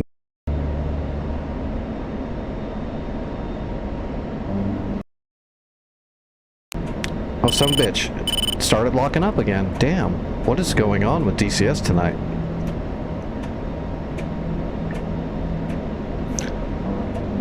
Okay, there's the coastline. I was gonna say I don't know where I'm at yet because I can't see anything, but look at that, a perfect window in the clouds for me to know where I am. So we're just crossing the coast, which means the coastline should be right over here somewhere because it kind of goes that way.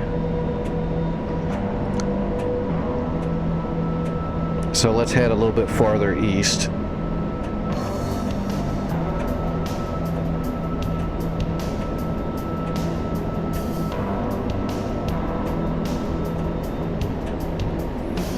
Alright, I'm turning into Basel.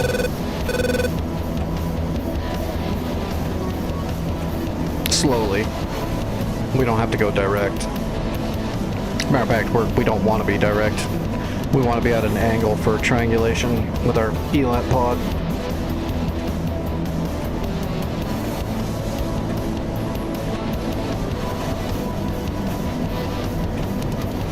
Oh shoot, I'm sorry, Steve. I should have said the server. That's my bad. Thank you everybody for backing me up on that. My mind is running a million miles an hour right now. Okay, still no contact on the Gecko or the SA-15. Their search radars aren't even turned on right now either, so that's kind of worrisome actually.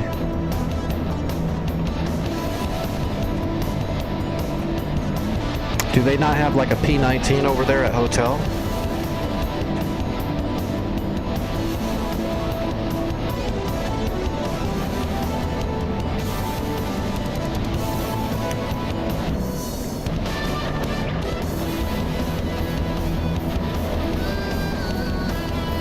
Okay, our bag is empty, so we're gonna go ahead and pull off the bag really quick. In case we get jumped, preemptively get rid of that.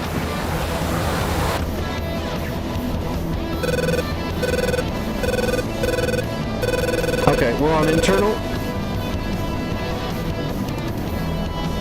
Okay, there we go. Tor Gauntlet has turned on. Just the wrong one. I've got the Gecko at Basel. I am triangulating off the Gecko first. The Tor Gauntlet is not turned on yet for me because he's a sissy and he knows I'm gonna blow him up.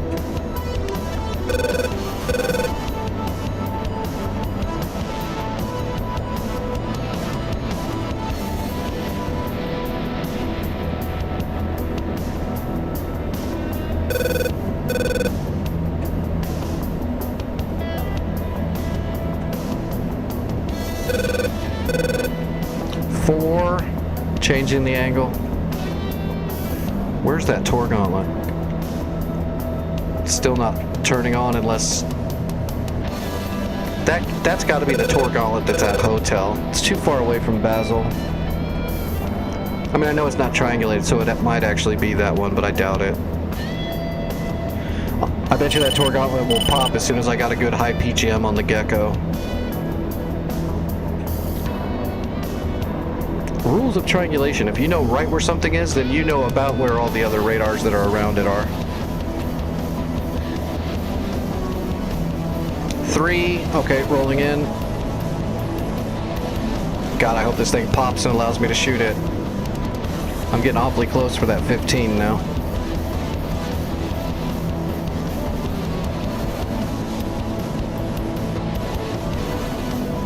Still not popping.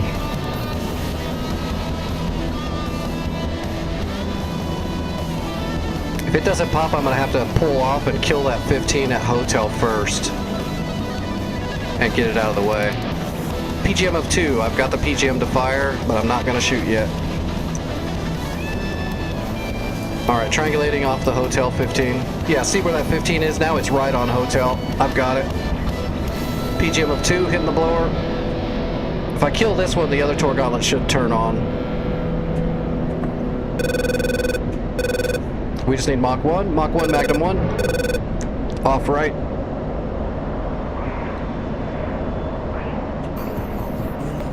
We're gonna get some distance and come back around.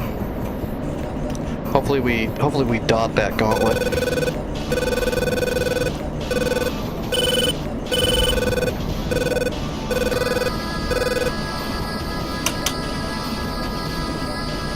It turned on already, didn't it? Nope, it didn't.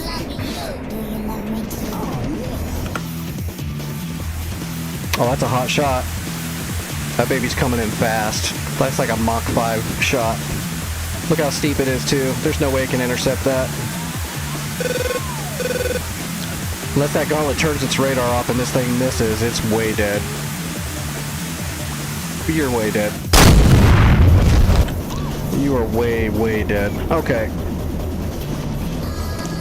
Now that that gauntlet is out of the way, this one should turn on. Still not seeing it though. Did somebody kill it already? Am I hunting a ghost?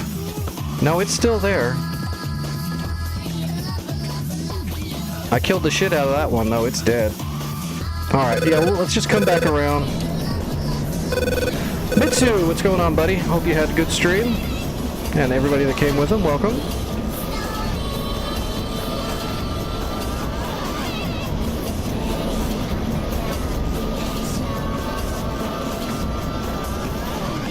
We're still got a really good fuel state, so we're conserving fuel well. We'll keep doing that while we're not under pressure. I'm just gonna lock up that gecko and go for the shot. If that other Tor Gauntlet doesn't turn on, then I'm just gonna try to kill the gecko and force it. I'll just do a really high velo shot again. That way that gauntlet can't really intercept it very well. That gauntlet's being cheeky, I guess. It's trying to like be sneaky. It's not gonna help it. That's why that 15 right there is green now. So that's just the ghost, because it's dead. Oh, that gecko's gone too. Did somebody kill it? Or did it just shut off? It just shut off. It's still there. Nobody killed it. It just shut its radar off. It probably shut its radar off because I just killed its buddy.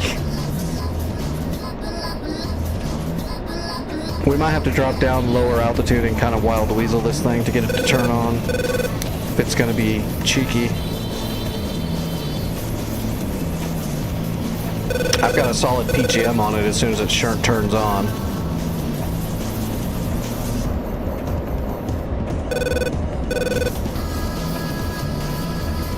Okay, it's back on. And we have a shooting solution. Hitting the blower.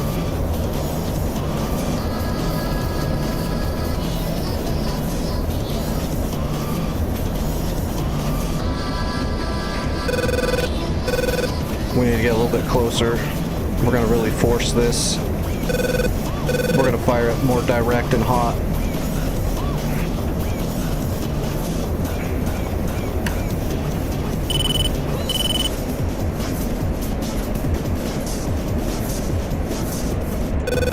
Alright, here we go. Mach 1-1. Magnum 1. That baby's gonna come in hot.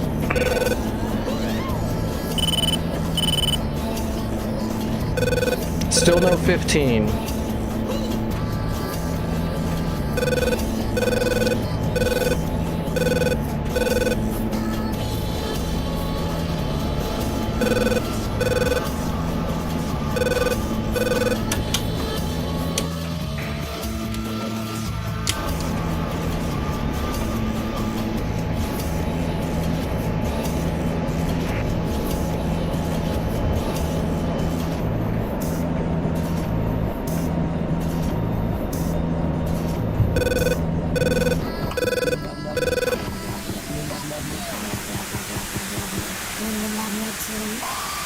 I don't know, that doesn't look quite right. It might have shut its radar off. I mean, it's coming in real hot, but it's kind of a lazy turn. Well, no, that's pretty direct. Let's just wait and see. No, that looks like it's in the right area. Yeah, I think we got the gecko. Yeah, that's the gecko. He's toast. Okay, dead gecko. Whoops. Shit, I thought I was trimmed out better than that. calling down my name. Okay, well, we've got one gauntlet down and we've got one gecko down. The other gecko and the other gauntlet just doesn't want to turn its radar on. I wonder why. Inquiring minds want to know that one. Okay, I guess we're going to jump down lower altitude and see if we can tease it. Is it damaged or something? I don't think so. No, I don't know why it's not turning on. It should be trying to kill me, and it should definitely be trying to intercept my shots. My shots were really good. It probably wouldn't have been able to intercept it, but it should have tried. It's like it's not working. It's a Tor Gauntlet by Temu. All the missiles are full of water, and the batteries ran out. Alright, we're down to 18,000 feet. Let's fly towards that gauntlet and see what happens. You know, that SA-2's not turning on either. So I guess that fan song, but it was damaged, so it's probably just too damaged to fire. That's fine. That makes sense at least. This gauntlet doesn't make any sense.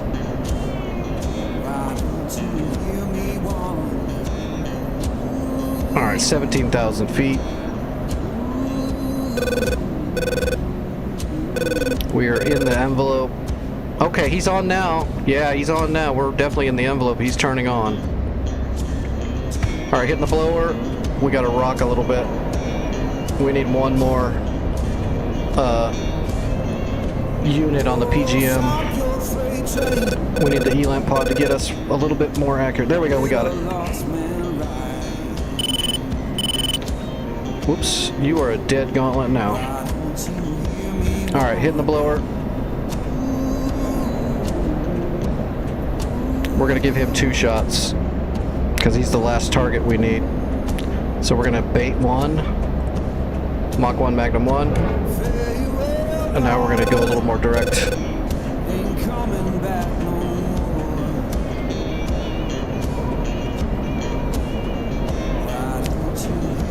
Mach 1-3 Magnum. RTB.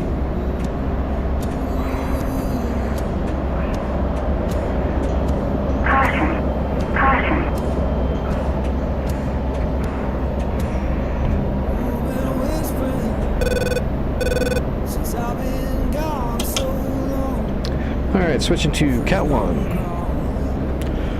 Let's see, RTB, steer point 1 should be in Incirlik. We'll just head back home where we came from. We've got good fuel.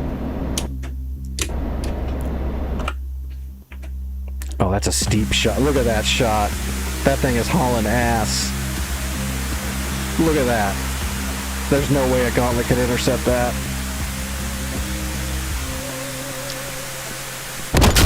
Hell yeah, that would have been a good shot against a Panzer. That baby was coming in steep, probably Mach 5, yeah. That was a hell of a good shot. Alright, we are clear. Everything we wanted to kill, we got, and then some. So let's head home, and then we'll jump into a helicopter, and we will capture Basel. Unless somebody repairs it before we can get there. Let's hope that doesn't happen. It shouldn't, because they just repaired this place.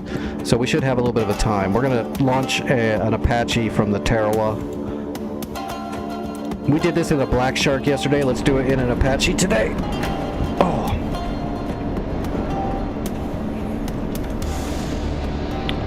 Alright, let's see. Where's Incirlik? There's Incirlik right there. Alright, let's head home. We'll get back up to cruising altitude. That way we don't burn too much fuel on the way home. Let's hit the blower to get going. Got about half a tank of fuel. Well, we got more than half. We've actually got a decent amount of fuel. I've gotten pretty good at conserving fuel when I'm in the Viper. Until I get into a dogfight and then just kiss all the fuel goodbye. And then I'm always landing on fumes, because as soon as that fight's over, if I survive, I'm heading straight home.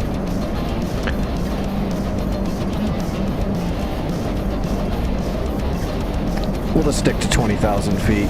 That'll give us good cruising fuel flow. We don't have to get way up there. We're not going that far.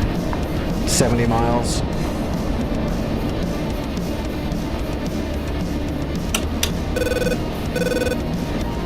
Alright, we're off blower, we're cruising on mill.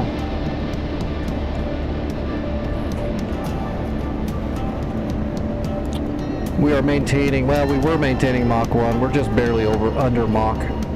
And we're only pulling 9,500 pounds an hour and coming down. I could conserve even more if I want to, but I want to get home. We got to get that helicopter up in the air like ASAP.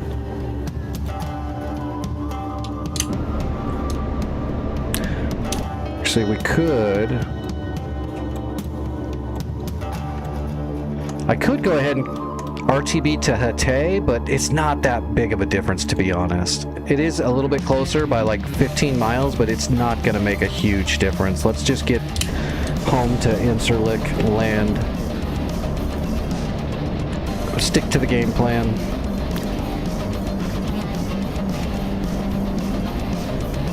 Yeah, I've gone really far. I mean, if I had enough, as long as I've got enough fuel to get some altitude, I've gone extremely far on almost no fuel in the Viper. But, you know, I'm going up to like 30,000 feet. And then you're doing like Mach 1 and you're only pulling like 3,000 pounds an hour.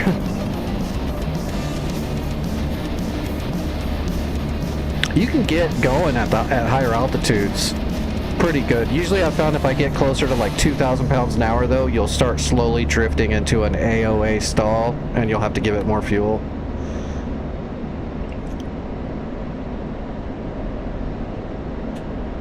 Because of the thin air, you'll just start falling. But you can get it down pretty low.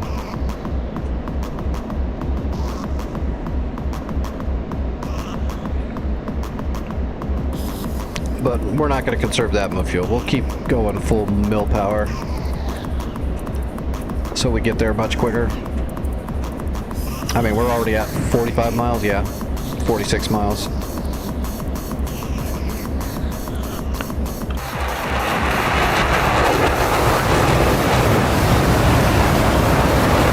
Cap flare, cap flare, cap flare.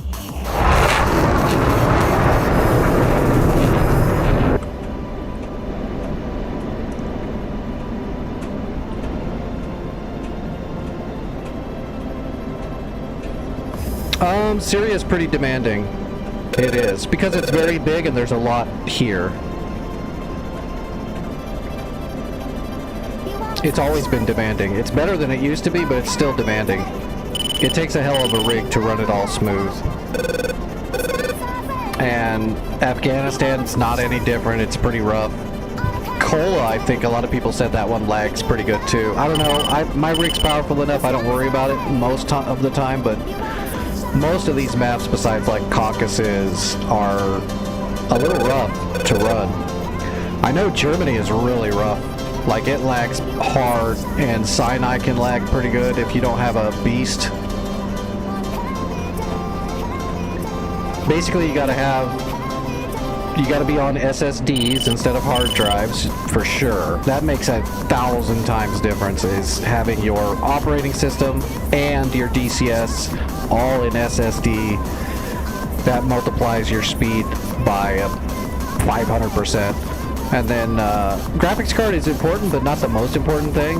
RAM and CPU is probably the most important thing, and having a good, having your rig and your, God damn it, you know, the speed matching properly across your rig so that it runs good. You know, like the front side speed. I mean, I was originally running this on a, what was it, a RTX 2060 Super, and it actually never gave me a bottleneck on the graphics card. It was always RAM and hard drive that was causing all the issues.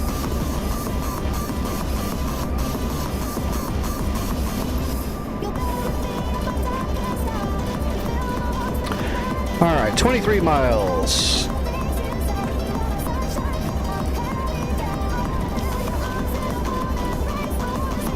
Alright, let's drop down through the storm. So, Incirlik should have a big green signal flare near the airfield, so we should be able to spot that through the storm. I don't think they're going to turn on the runway lights for me. They might. Can I call it in? Do they have the ATC turned on this server? Inbound. Flying heading 308, 417, QRV 2976, runway 05, to pass altitude. 2976 QFB, 17 miles, 308, runway 5. Runway 5 is the one we took off from. Okay, runway 5, here we go. Got the QFE set. There's the green right there, so there's the smoke. Sometimes the Viper's waypoints are off. There's a bug in the INS with drift that's a little too quick. You can get INS drift when you're flying, but not as fast in DCS. In DCS, there's just like this bug with the Viper INS where sometimes it kind of bugs out and all your waypoints are a little off.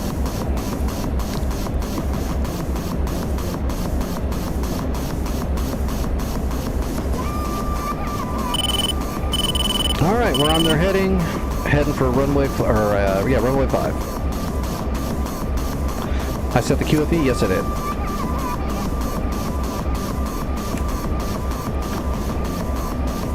This is the best weather. Altitude. Altitude.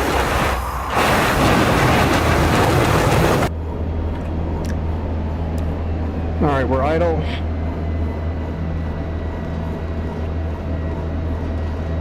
Hell yeah, Irish, you know I always use your, well, not always, but I use a lot of your skins a lot. I am a great praiser of the Irish fatty line of skins. If I had money, I would definitely hire you to make a skin using my logo on a few different aircraft for sure.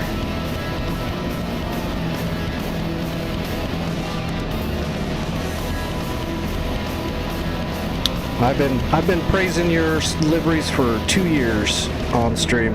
It's good stuff. You do really good work.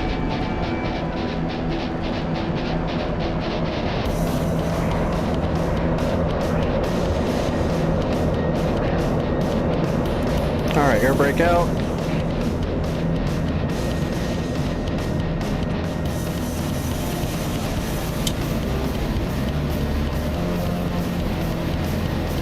If you have Discord, send me a message in Discord and I will get back to you for sure. I would love if you would make some liveries with my logo like on the wing or something. Gear coming down.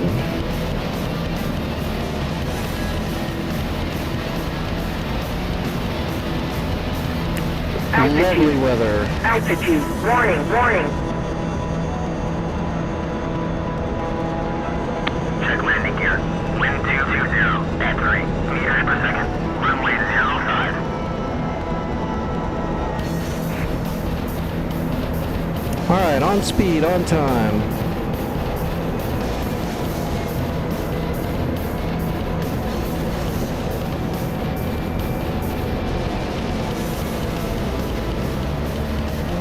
Nice and smooth, like we didn't even touch the ground. That's how we roll.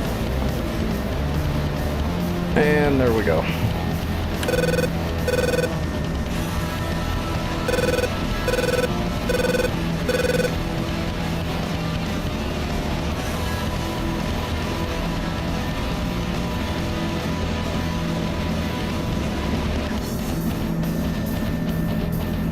What's my score for that?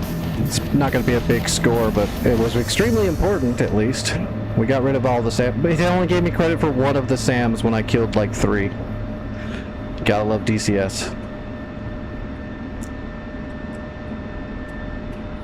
Every time they do a patch, like the scoring system and the tableting system and everything always goes wonkers.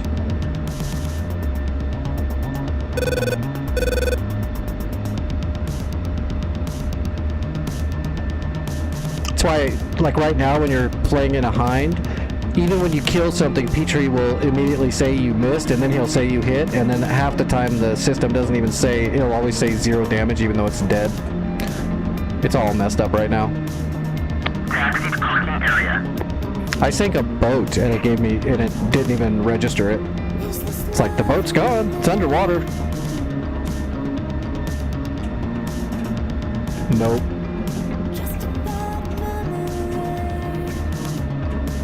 It's a Romulan boat. It turned on its stealth. Alright, we're not gonna go park and all that stuff. Let's just switch aircraft. We need to get on the road and start attacking Basel, or else we're not gonna be able to get there in time.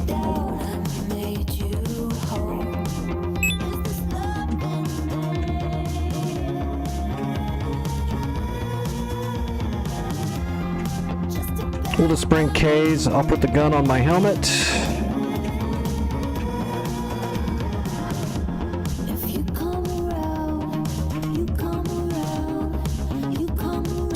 Please, DCS, do not boot me. I need to capture Basel.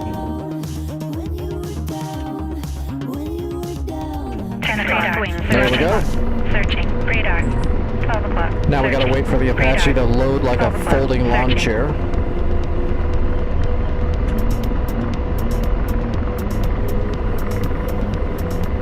Fly this thing.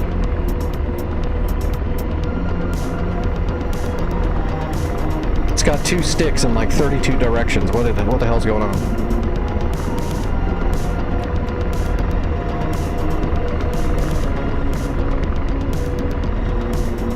Oh, let's grab the logistics before I forget. It'd be a shame if I got all the way up there, killed everything, and couldn't capture.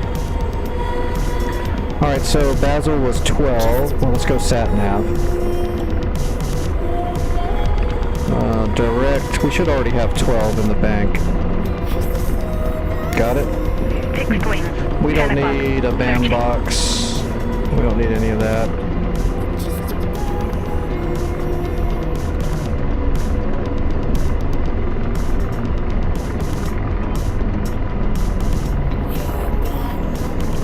All right.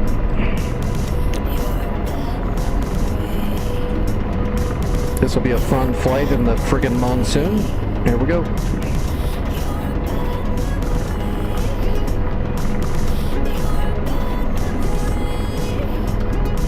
Ooh, wind. It's pushing me towards the friggin' stack. Alright, we're on the way. Alright, let's see. Arm the helicopter. Arm the chaff.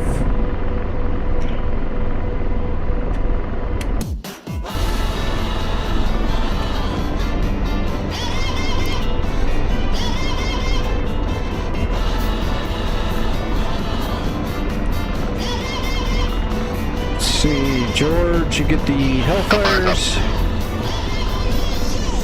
Roger, ceasefire. Missile mode, low ball. Hold on, I need to get my transitional lift here. I'm still putting. Well, that storm is definitely pushing me around a little bit. All right, let's put the chain gun onto my helmet.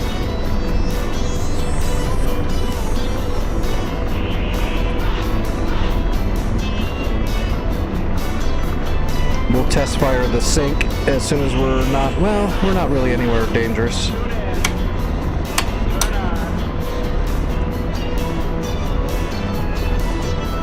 Put some shots in the water right about there. Perfect. Okay, we're synced.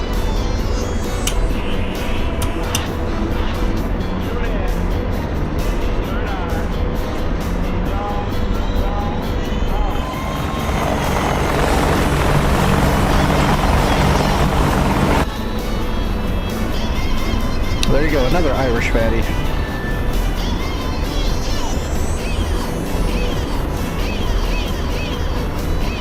Actually, I think that's the only two skins I ever run on the Apache are the Desert Patriot and then the Relish Warrior.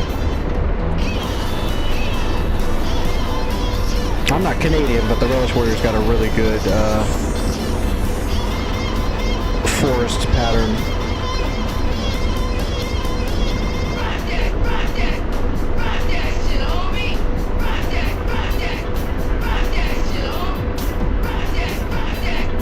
What do we have? What are we dealing with? I know we got most of it, but I think there's a Zeus 57 flat gun up here that we'll have to deal with. Oh, someone's already on the way. I didn't see Doomhammer. Yeah, there's a Zeus 57 in the tree line. The rest of it's just troops and trucks and normal stuff. None of it's a problem. Just the flat gun. Well, Doomhammer will probably kill everything before we even get there. If that's the case and he captures it, we'll just turn and go straight for hotel. Oh no, well, I can't do hotel yet. That Gecko is too much for a heli. Maybe I could take out a Gecko with a helicopter if I've got terrain, but I know it's pretty flat over there. Gecko's got a little bit too much range. Could we do it? Maybe. Is it smart? No. It's actually quite dumb.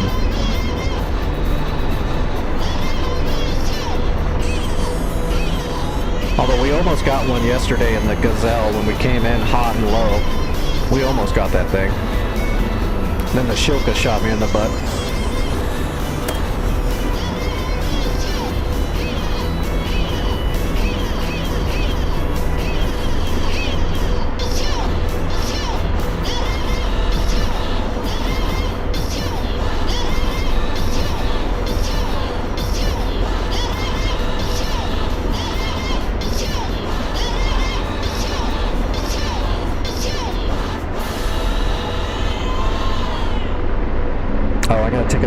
Soon too. Oh, okay, we're in the zone now for the phone call. So everybody, just letting you know, there's a chance that when my phone goes off, I'm just gonna have to kill the stream. I will do my best to quickly try to raid somebody really fast, but I'm gonna have to kill the stream really quick if that phone call goes through, because I've got to take that phone call, and it's gonna be a long one, unfortunately.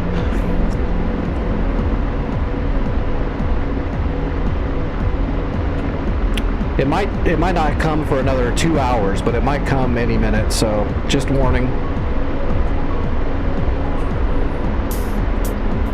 It would be better if they called me on my time, but that's not going to happen.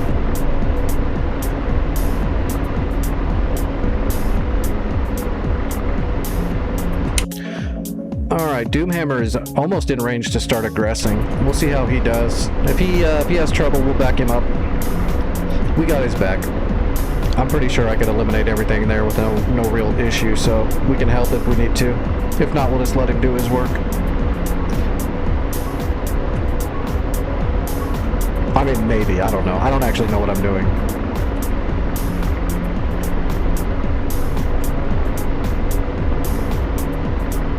Yeah, I don't think I can play that one, Vic. Not with these people. This is the kind of call you have to take, unfortunately. I can't dick them around, or else I would, trust me. Just like those other phone calls in the middle of the day where I was on the phone, was it yesterday day? Yeah, it was yesterday day. I was on the phone for like 3.5 hours, dude. If I could dick all these people around, I definitely would, but I can't. Radar, searching.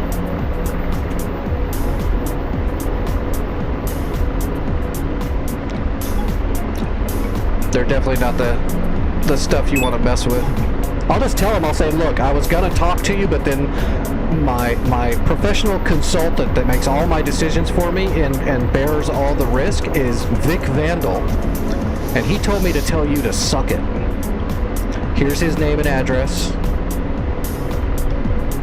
He's in Australia, so he's already likely a criminal.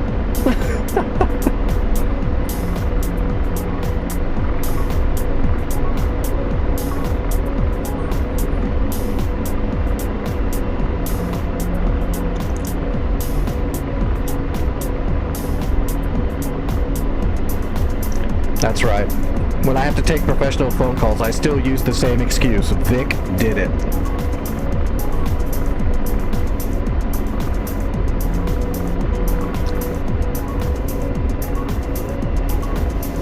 It's kind of funny. You think the storm is letting up from where I am, but it's actually pushing me harder.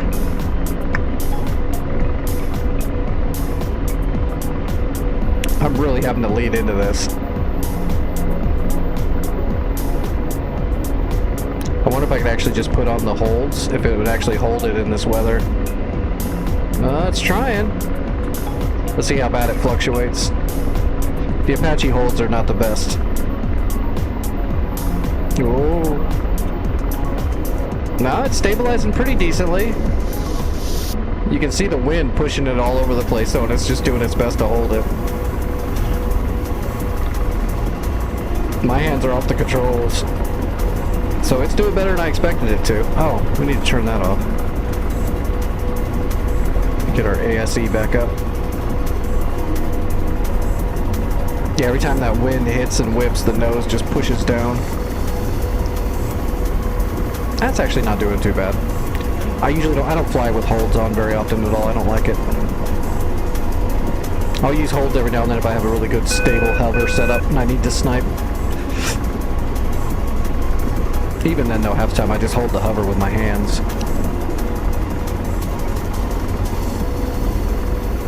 The holds can be finicky.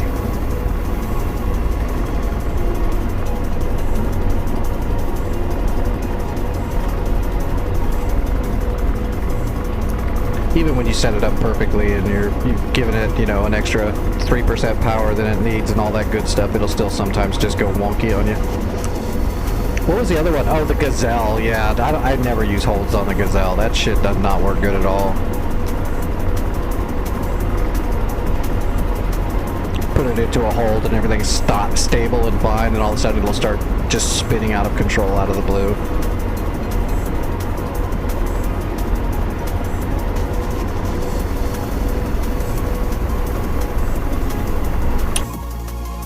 Get him, Doom. Oh, you're in range of that flak gun now. I hope you're killing it. Yeah, he's got a hover set up. He's sniping. Keep an eye on that. Zeus 57. It's gonna be hard for him to kill that Zeus because look where it is. It's in the trees, and he's using the friggin' Black Shark sight. So that's just a simple magnification sight. It's not a big deal at all. It's going to be really hard to see that Zeus 57. So we might have to, if it's still there when we get there, we'll go ahead and lock it up with a Hellfire and blow it up for him. It might be really hard for him to get a shot on it with the Black Shark safely. If he tries to get real close, it's going to shoot flak in his face. So we'll approach from a higher position and put a Hellfire onto that flak gun for him. Oh, nope, he got it. He got it. Good job. He got it. He must have snuck a tandem in the tree line.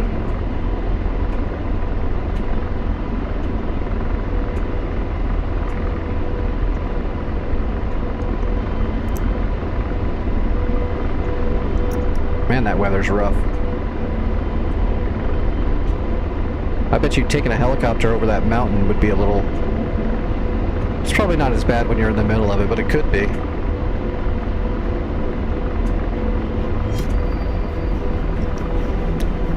The wind conditions might get pretty rough at the top.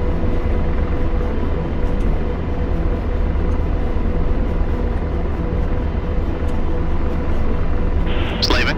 De-slave. Is there any enemy... Oh, there's an enemy transport. I don't see any okay, there's an enemy helicopter right there coming into... So this is a resupply helicopter. If this Mi-8 actually gets up here, it's going to repair the damaged stuff and bring new troops in, so we need to make sure that doesn't get there. So now our mission is to stop that helicopter from getting here. Doomhammer's got this... Ceasefire. Doomhammer's got the... If he can kill that Zeus 57 inside the tree line, he can handle all of this. He's fine. He knows his shit. So what we're going to do is we're going to kind of head over this direction. We're going to intercept this Mi-8 over the mountain and kill it. That'll give Doomhammer time to finish. And then we'll go from there. I don't know if Doomhammer's got the stuff to capture. We'll see after he kills everything.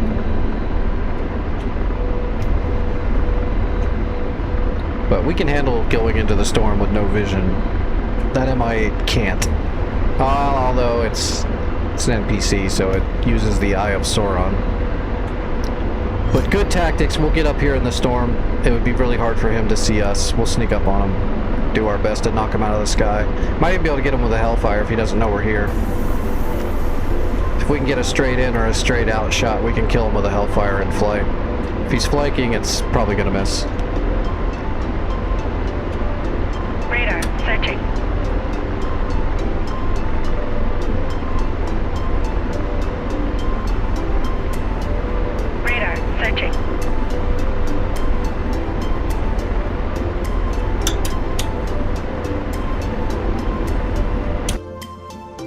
He's a ways out, though. Actually, when he neutralizes Basil, that MI-8 might turn back around and head home, or he'll continue on to try to recapture it. Either way, we'll get a good position up here in the mountains and wait for him. We'll be waiting. We'll do what Apaches do. Have more intelligence than the enemy and use it to our advantage and let them sneak up and smoke them before they know that we're here.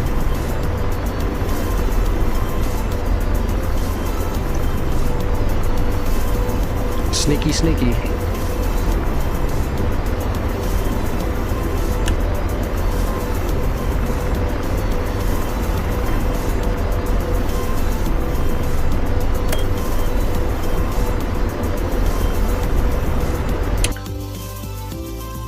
One more truck, and then he's got to kill the other trucks and those troops. There's 2 floggers coming, and that scares me a little bit.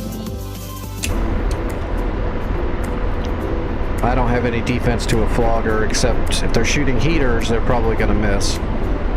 If they get a radar guided on me, though, that's bad. I got a little bit of chaff, but it's not dependable.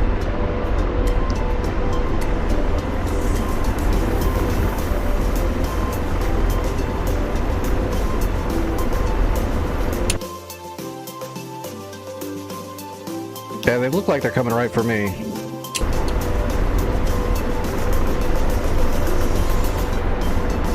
So let's change our direction and see if they follow. Because in reality, they shouldn't know I'm here. I'm too close to the ground. They're using old shit radar that can't look down, shoot down at all. They wouldn't be able to see me with their radar. They'd have to know where I am because of an external source telling them by mouth, by radio. So in other words, they'd have to fly low and try to find me with their eyeballs, which is just not going to happen very easily in this weather, especially this close to the ground. But it's DCS. They have magic. That looks like they actually turned towards me, so yeah, I think they're on to me.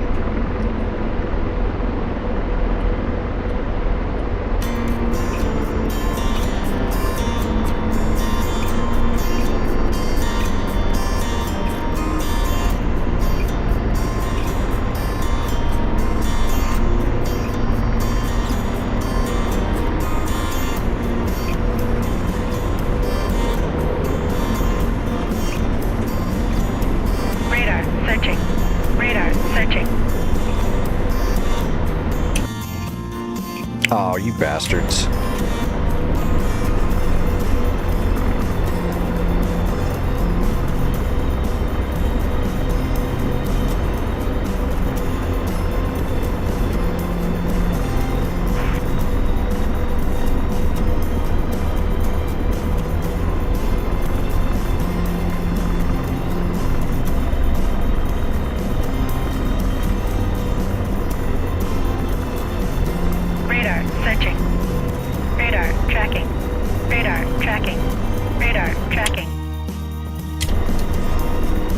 That's weird.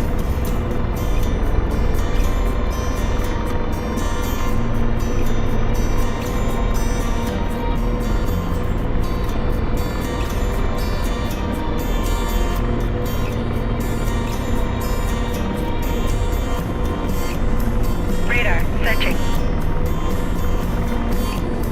Got a pretty good little cubby hole here.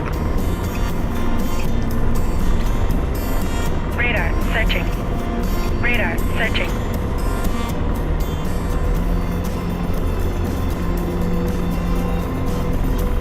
Radar searching. Ha ha ha. That's what Apaches do. Sneaky, sneaky.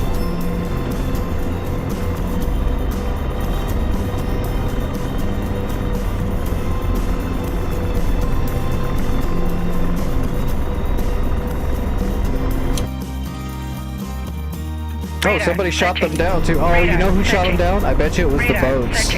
I bet you our ships fired some surface-to-air missiles at them. Okay, let's get back on the mission.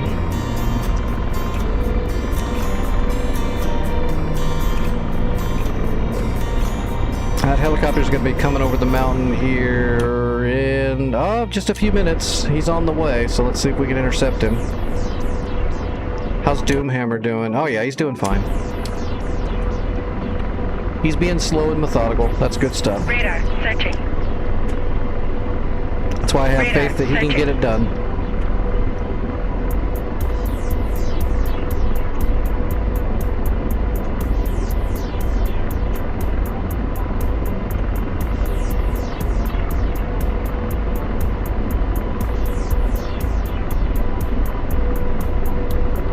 It's gonna be really. It would normally be really hard to spot this helicopter, but we've got a TADS. We're gonna be able to see Radar him. searching. Radar searching. Just have to wait till he gets over the ridge there. Radar searching. We'll just mill around up here on the top of the mountain, wait for him. I believe he's gonna come through this pass right here.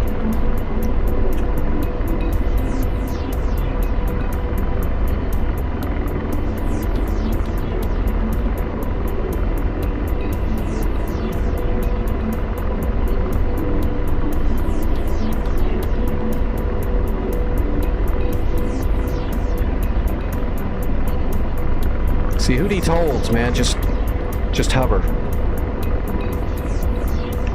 Know how Radar to searching. become one with that collective and anti-torque.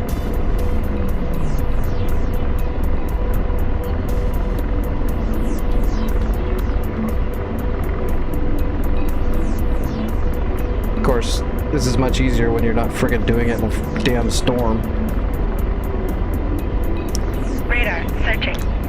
I probably should put the holds on though, so I don't wear my arm out.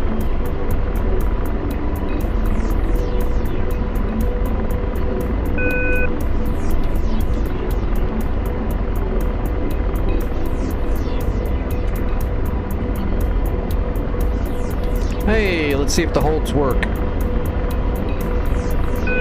I had a pretty good, yeah, the wind's gonna screw me on this hold. Look at the wind just whipping me around. It's not gonna be able to hold a Radar solid hover, I don't think.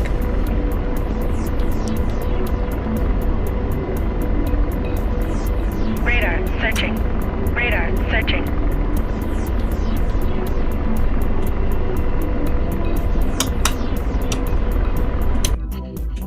Alright, he should be coming out in front of us. Slaving. I'm deslaved. I'm not seeing anything. Slaving. Deslaved. I don't see anything. And slave. Deslaving. I'm not seeing anything.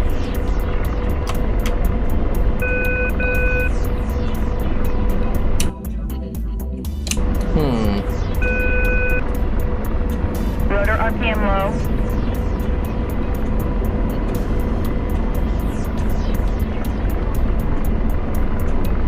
Slaving. Deslaved. I'm not seeing anything. Radar searching.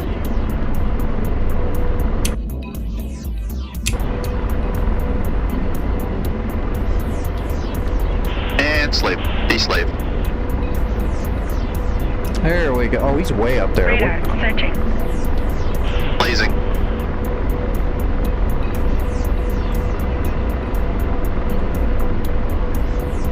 In range. Ready to launch. That's a bad shot, though. We can give it a shot, I guess, just to see. Engaging. Rifle.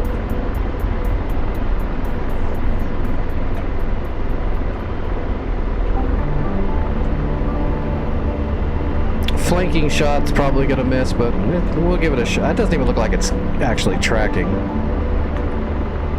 That looks like a dead fish. No, it's coming. It might be tracking.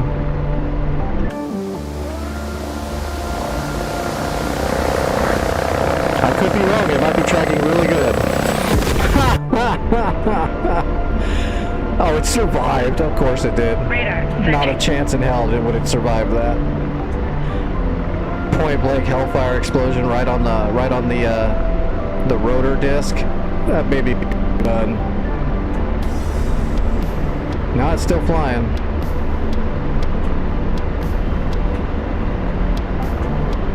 It's got a good image track. We can do it again.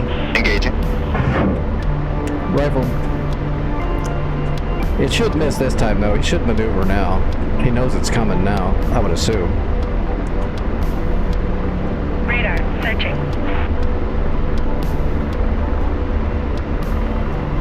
Oh, never mind. He ate both of them. Hell yeah. Okay. Well, that worked out perfect. Lasers off. Kablooey. Alright. You're in the clear, Doomhammer. Alright, let's get out of this damn storm, though.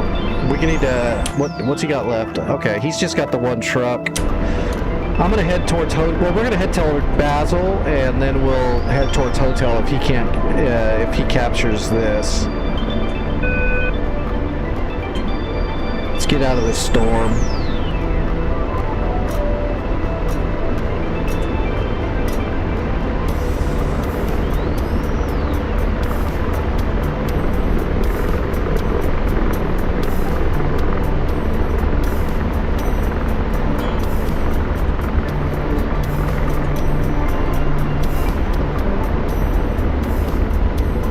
I got lucky. Shooting flanking shots at flying targets is usually a no-win situation. Unless they don't know it's coming. We got a little lucky. I mean, we would have killed him either way because I would have got behind him and shot him from, you know, ass to front with the Hellfire and the chain gun. He wasn't going to make it to Basel, but we got lucky that the first two shots just smoked him.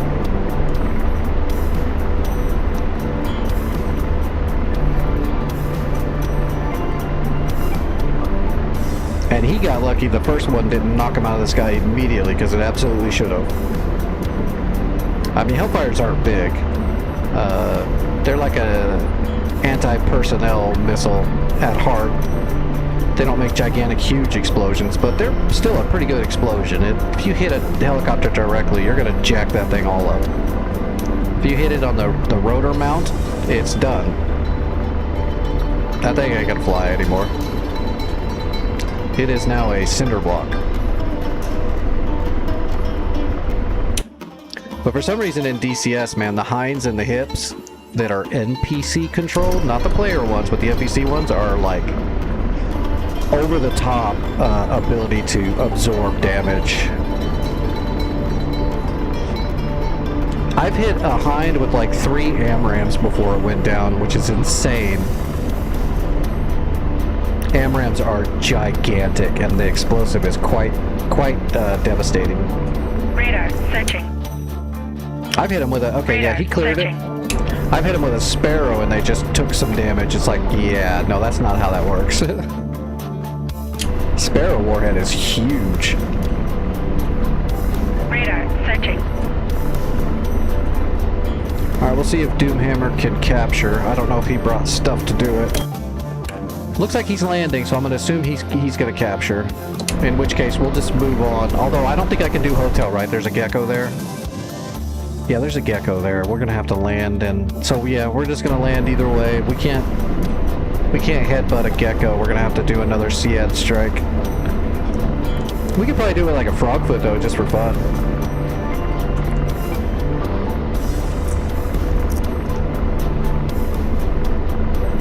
Radar searching. Haven't thrown a frog in a while, although flying frogs in this kind of weather does... It sucks a little bit.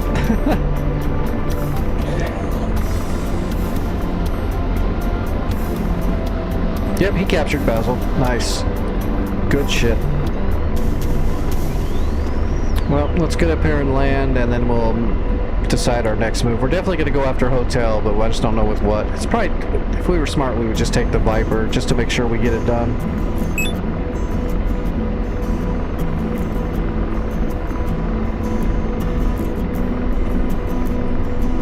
Radar searching.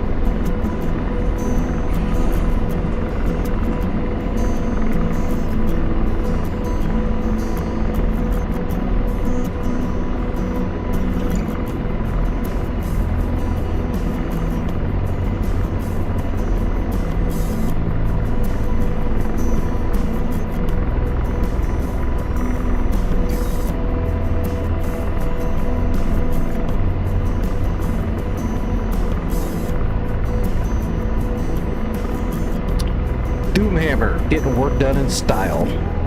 Anybody can do it with an Apache. You get style points for taking on a whole base and winning in a Black Shark. They're both capable, but you got to put in a lot more work to do it in the Black Shark.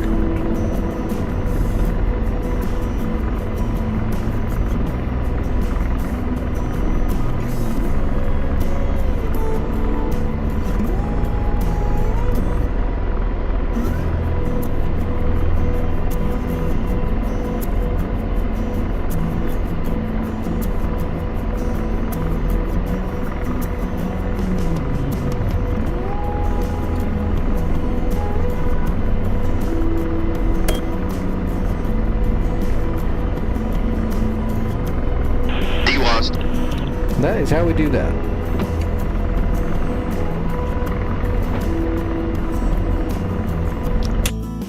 Alright, so we need to make sure the Gecko dies 100% no matter what. The best way to do that is to bring the Viper with the ELANT pod. Is Hatay busy? Hatay is not super busy. Let's see if we can spawn at Hatay, and if we can, we'll just do a Sead strike from there. We'll just put 2 harms on there. We don't need 4, I don't think.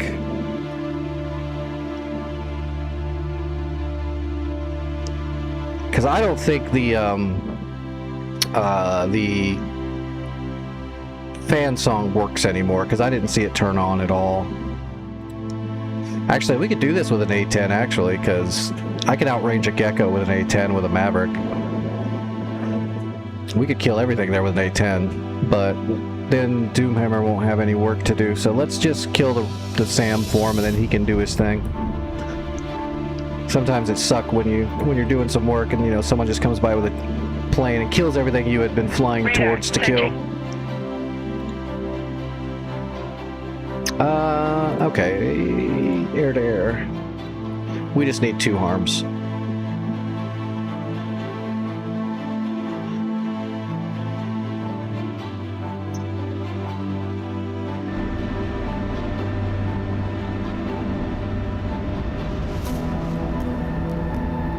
Alright, we don't need to back taxi. We can take off on the short runway.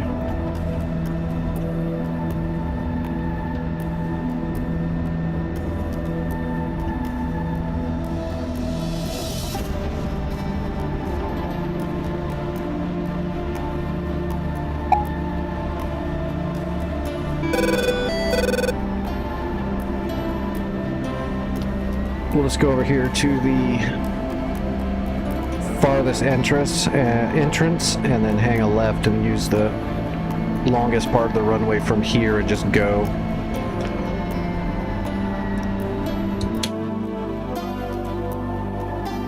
Yeah, we got enough space there. We'll go full blower immediately as soon as I'm stable.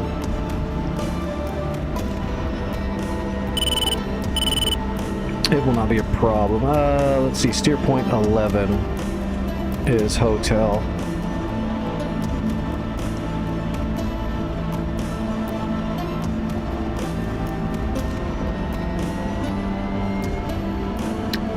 Let's kill it with a Maverick from a Phantom. Could I? Yes. Would I pull it off? Probably not. I'd probably get way too close, fiddling with that Maverick, trying to get it to lock on, and the Gecko would shoot me in the face in my giant cinder block. My giant beacon of SAM attraction. Alright, here we go. We're just gonna get on the runway and go. No dilly-dally.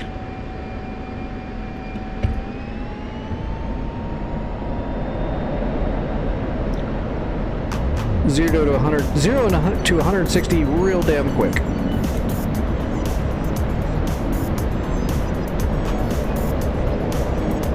That is how we roll. What's up, Mr. Huey? Cap flare. Cap flare.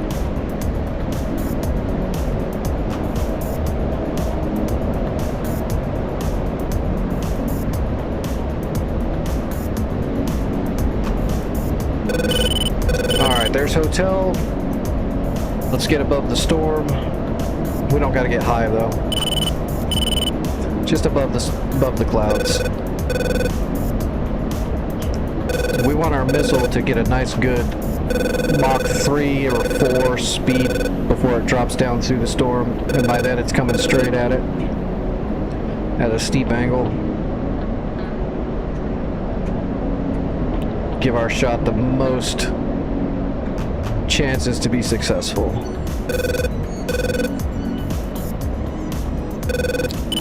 Alright, fencing in.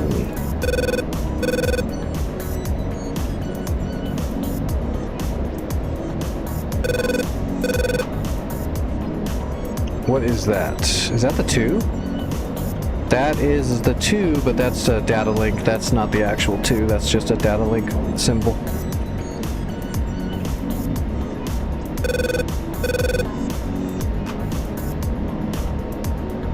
Alright, let's just cruise.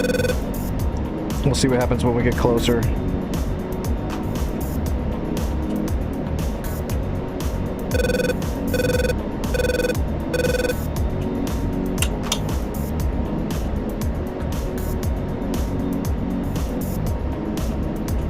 That fan song radar still is there, but I just don't think it's active anymore. Somebody hit it.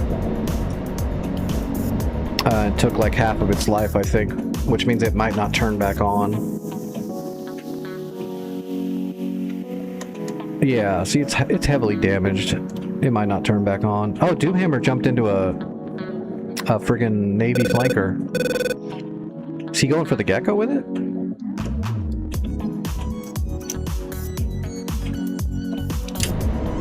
That would be baller if he took out that Gecko with like an S-25. Oh, we got fulcrums or flankers out there in the desert. Somewhere. Oh, here we go. It's a fulcrum engaging catfish. Uh-oh, catfish. He might have you. Nope, it's in the ground.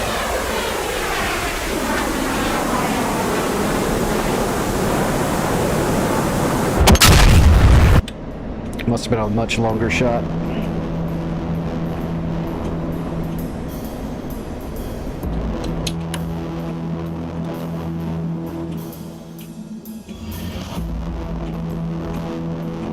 Oh yeah, he is going after the Gecko, it looks like. He's coming in extremely low. What's he got? He's got rockets. Not S-25s though, they're just moving rockets. And he's got bombs.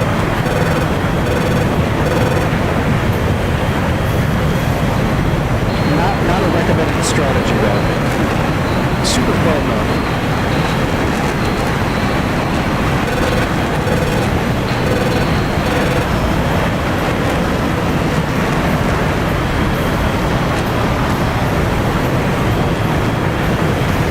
He got hit. And we didn't get a shot on.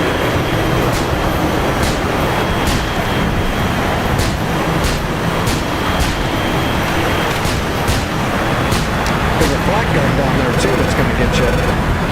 Not just the Gecko. Oh.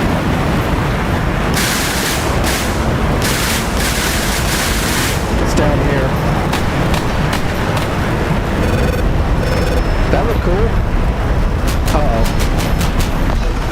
Oh, he got some of it. He got some of it. Check that out. He got the Gecko. Oh, you know what that means, though? We don't have anything to do now. He got the stuff. There's nothing for me to shoot. Oh, the Gecko turned on, too. Oh, look at that, though. The fan song is... Nope, it's not.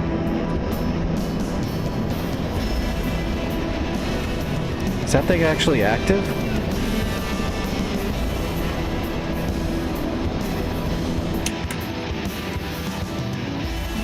Still there.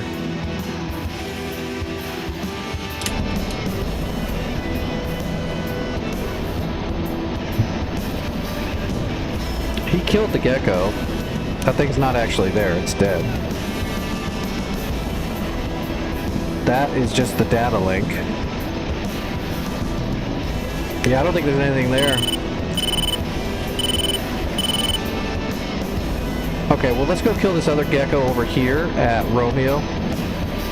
Triangulating it now. Hitting the blower. We've got 2 harms, we'll use them. See some enemy jets out there too.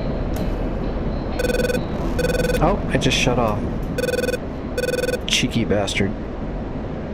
Yeah, it shut off. It knew what was coming. We'll give it a second and see if he turns back on. This might be a dead flight. We might be basically just doing a patrol.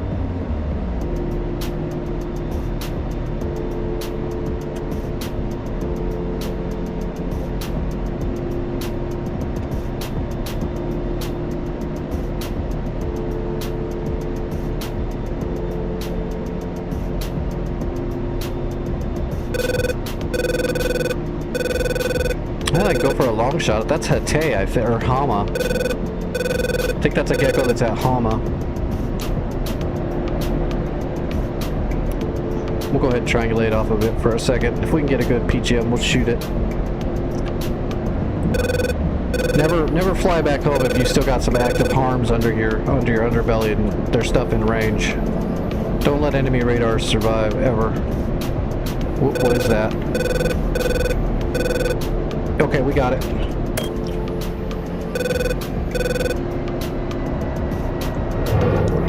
Magnum.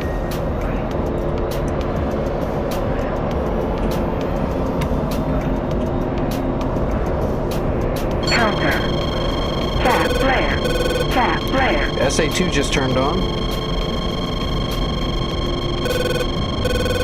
But it's still not showing up. Hey, we got it. Haha, we got the gecko over here at Romeo. Why is this okay, so this is a bug that keeps happening. That SA2 it's locking me up. It's in the RWR, but the ELAMP pod still doesn't see it. And I'm going to tell you right now, that's not possible. The ELAMP pod is actually much more tuned and better than the RWR. I get sick of this happening like this, but we got a good shot. We're going to take it. That should be the end of the SA2, but I hate that. It shouldn't happen like that. As soon as you see radar signature in that RWR, your ELAMP pod should already be building a file on it if it's within range. Cat flare. Cat flare. Cat flare. Cat flare. Cat flare. Cat flare. Cat flare. Well, this is dangerous. Oh, we got it. Hey, look, it stopped tracking me as soon as it blew up. Isn't that crazy? Alright, let's get back above the cloud layer. I didn't want to dive through the clouds when there's a mountain right below me. But if you have to. Alright, so we got the gecko, we got the SA2, so that was the SA2 that was still damaged over here. It's fully damaged now. It's underground.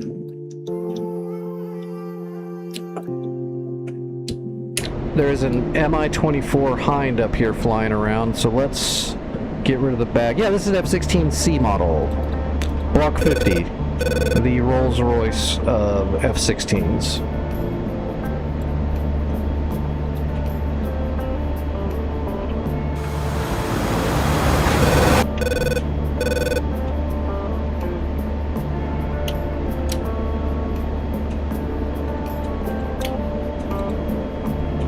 Alright, let's see if we can find this Hind and get an AMRAAM on him. Switch into Cat 1.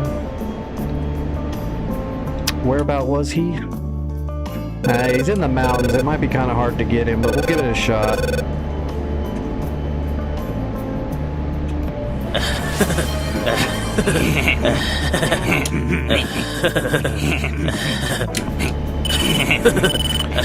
I think it's him right here.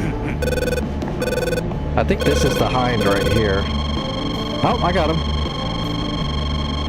There he is.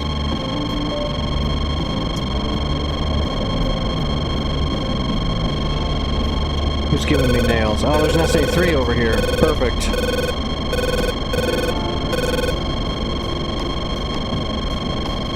Cap flare. Cap flare. Cap flare.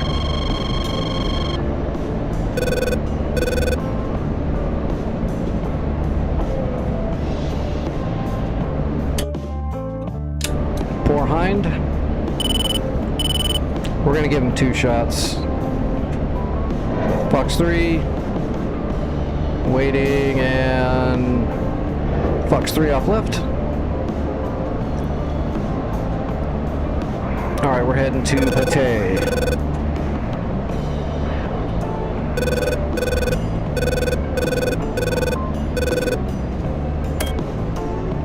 See ya.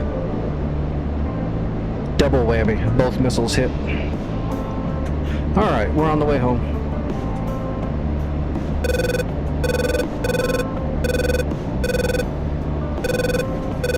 I think Hatay was 3. Let's bring up the trusty knee board. Hatay is 3, yes. So let's get that in. Steer point 3. Let's go ahead and CV.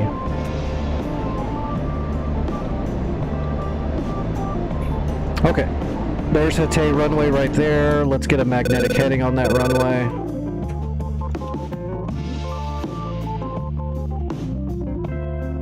We're gonna call it 040.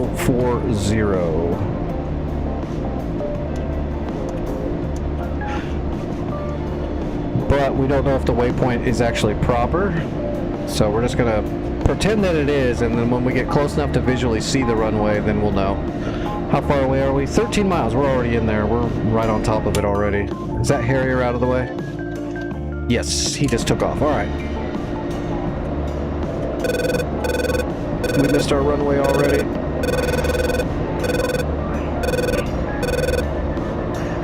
Air brake out.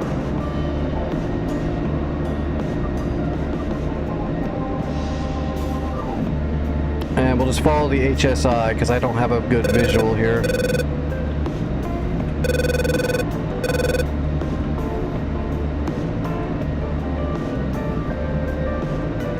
Okay, here it comes.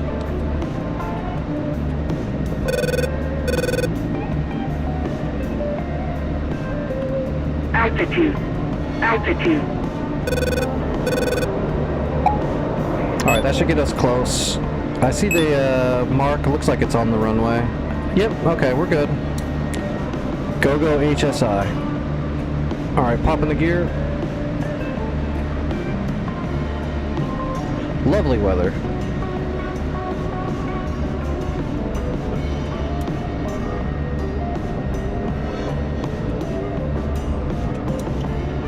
We're gonna hold our air brake out. Get maximum extension.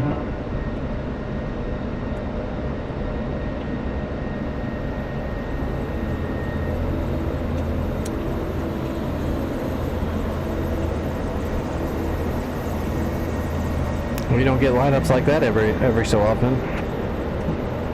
The waypoint's actually right on the runway, so we can actually line up our flight vector with our donut. Alright, on speed, out of time. We're a little high. We're going to work it down.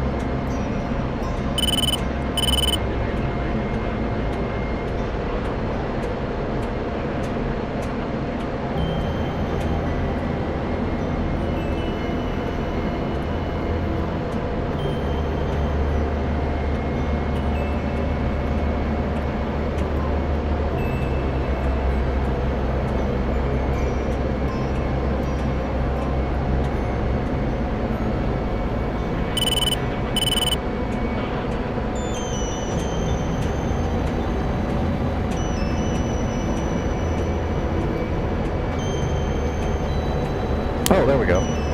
Say, I think I was coming in a little too early, and I am. There's a big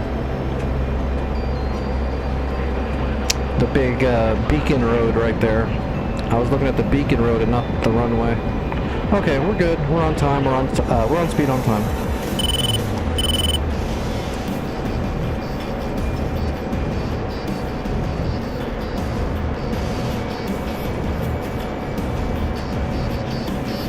That'd be bad if you come in on the beacon pathway. You're gonna hit those beacons and explode.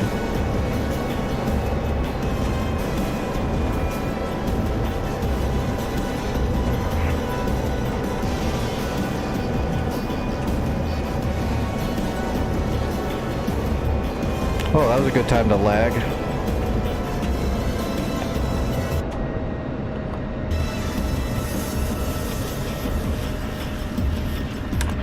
Oh my goodness.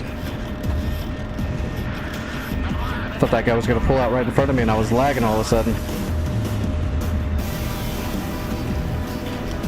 Alright, we're going to cruise all the way to the end of the runway. So we're out of everybody's way. There's a little collection.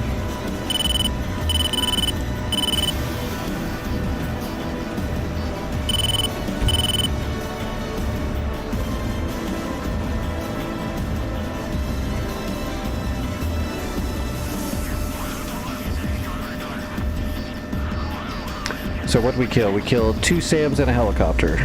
Did it give us credit for everything? Yes, it actually gave us credit for everything that time at least. 2 SAMs and a helo.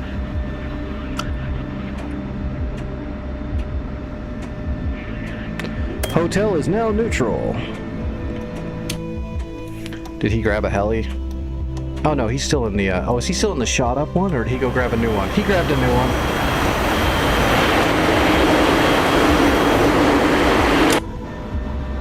He grabbed a new one.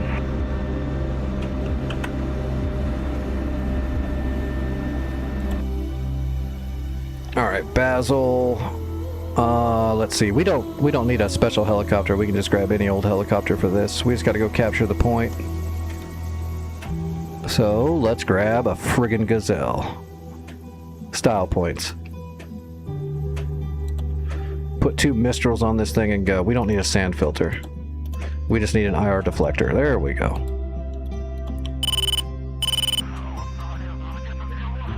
We don't need smoke either.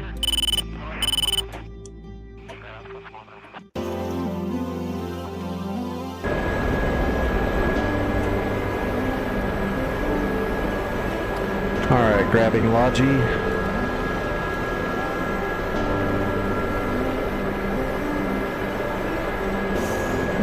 Master arm on.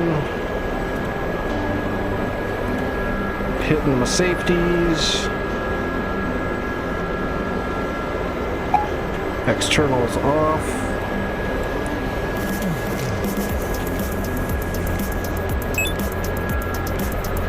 Alright.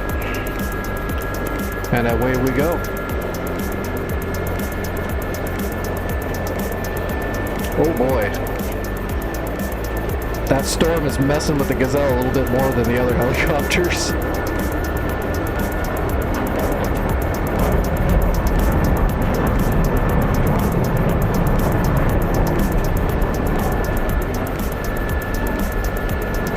Wow, it's acting like I'm way overweight, but I know I'm not.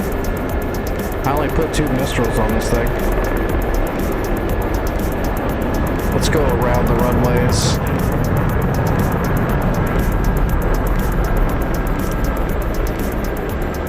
And let's do a weapons check.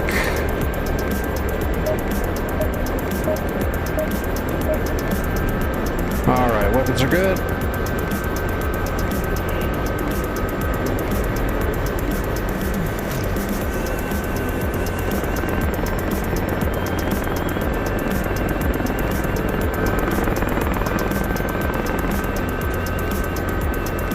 Alright, we just have to follow the coastline up to hotel here.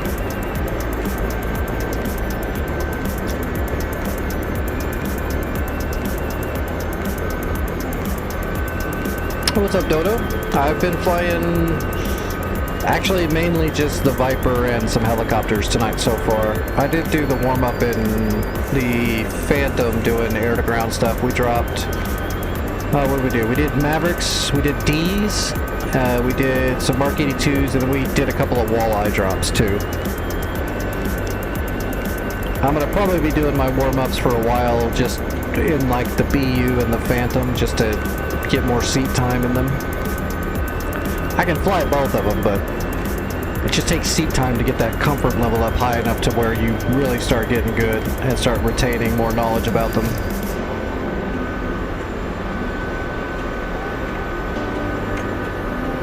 I just don't have that seat time in them yet. Although the BU, I've got a shitload of time in the Tomcat, and the BU is almost the same in a sense. There's just some small differences because of the DAFCS systems in the BU that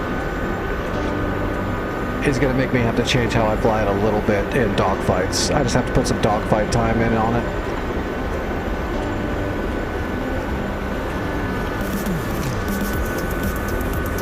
I'm so used to the regular analog Tomcats where you have to use a lot of rudder maneuvering to maintain energy and turn and maintain good turn rates at the same time. Whereas in the BU, if I play it just like the B, I'm going to be bleeding energy and fighting against the DAFCS passives.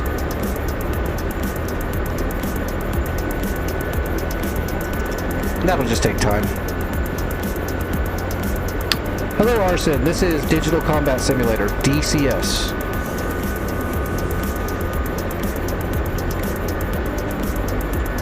The civilian version.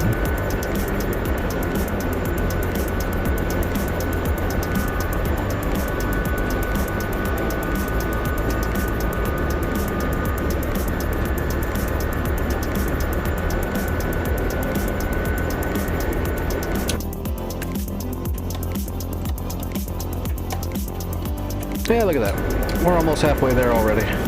We'll get this place captured.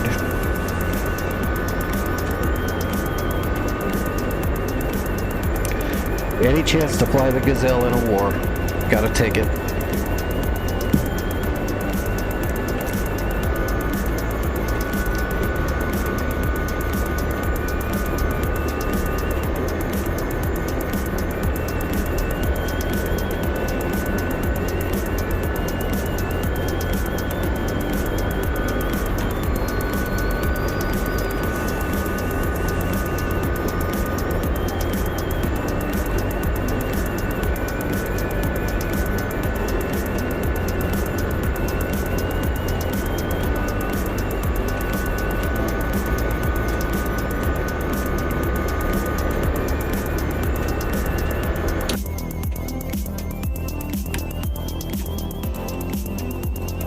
See, and I should have taken out the Gecko right there too, right?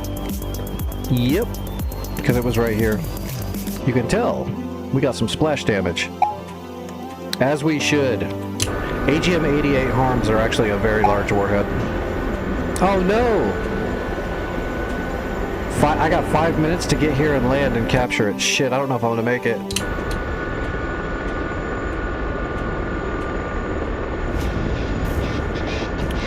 You know, it takes a second to land a helicopter unless you want to wreck. Especially now that this thing's handling kind of rough right now. Like we're heavy. I actually did take way more fuel than I needed. I should have defueled about 60% of my fuel.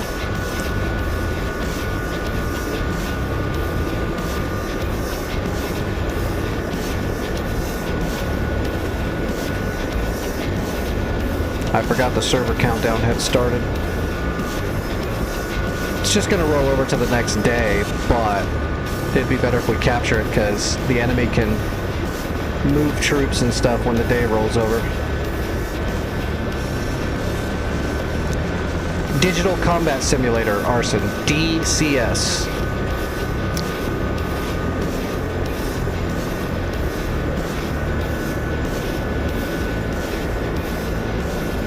Just type in DCS into like Google and it'll be like the first website that pops up.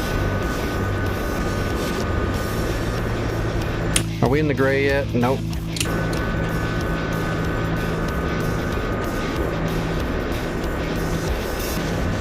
I am trying. I just don't know if I can get there and land safely and unload the supplies to capture before.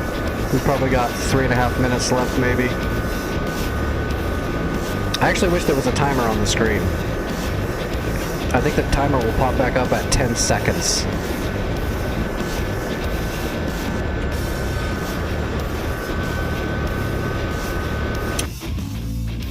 Okay, we're almost in the gray.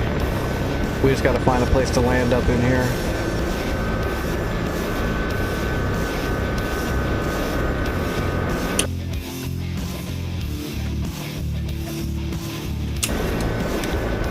Alright, unloading torque, getting nasty with it.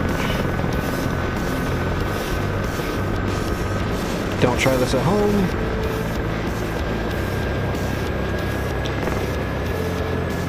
Oh, that was close. We were very close to falling out of the sky doing that.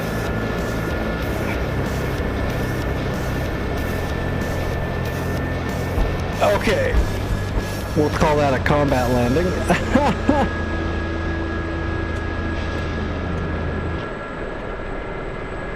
Oh no! I am in. Oh my god!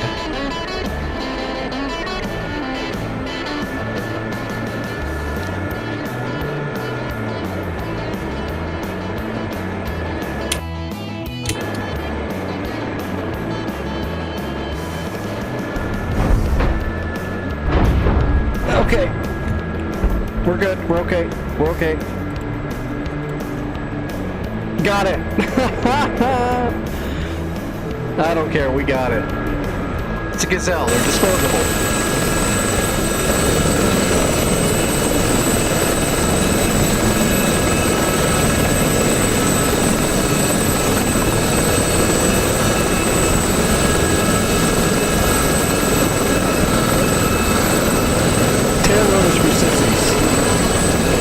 I'm walking too, and the tail rotor's gone.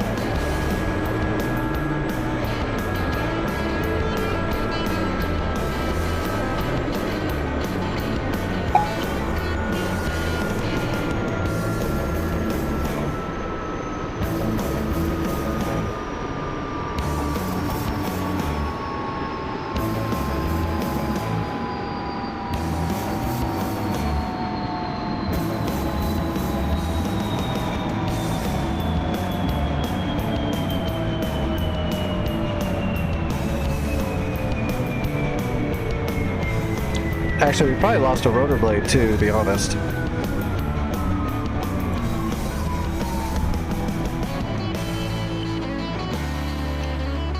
Slap the brake. Looks like it looks like I'm missing some rotor blade. No, yeah, it did. It took the tips off of all three.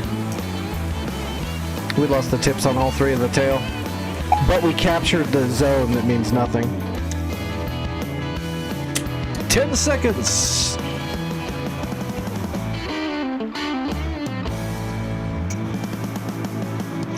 That sucks, man. I did that emergency landing right in between those trees and pulled it off nicely without wrecking or anything, and then I was like 15 yards away from the zone. That sucks. Alright, well, you know what? Now that server's over, I'm gonna go ahead and call this stream for tonight, because that phone call is supposed to be coming in any second now, and I'd rather get off here before it happens than just ditch everybody super fast. So let me see if there's somebody flying. I'll get you guys rated over there.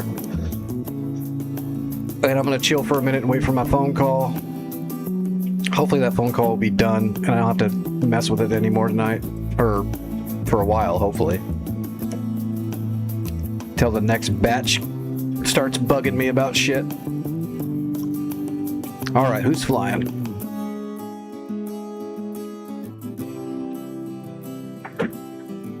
Santa is flying. Oh, you know what? Magic is flying too, and Magic's only got one guy watching right now, so we're gonna raid Magic and give him some views. Magic's a cool guy.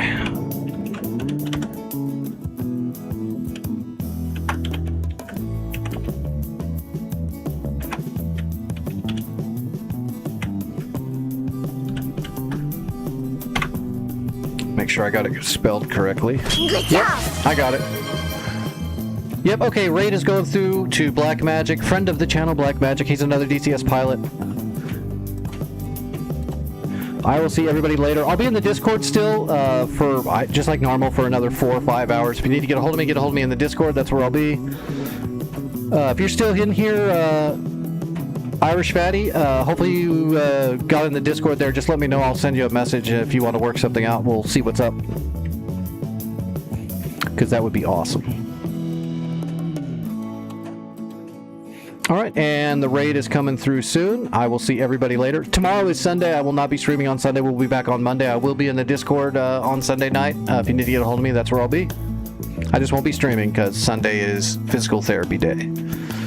I don't want to fly. Everything hurts too much. Old disabled guys can't move. All right, tell Magic hi for me.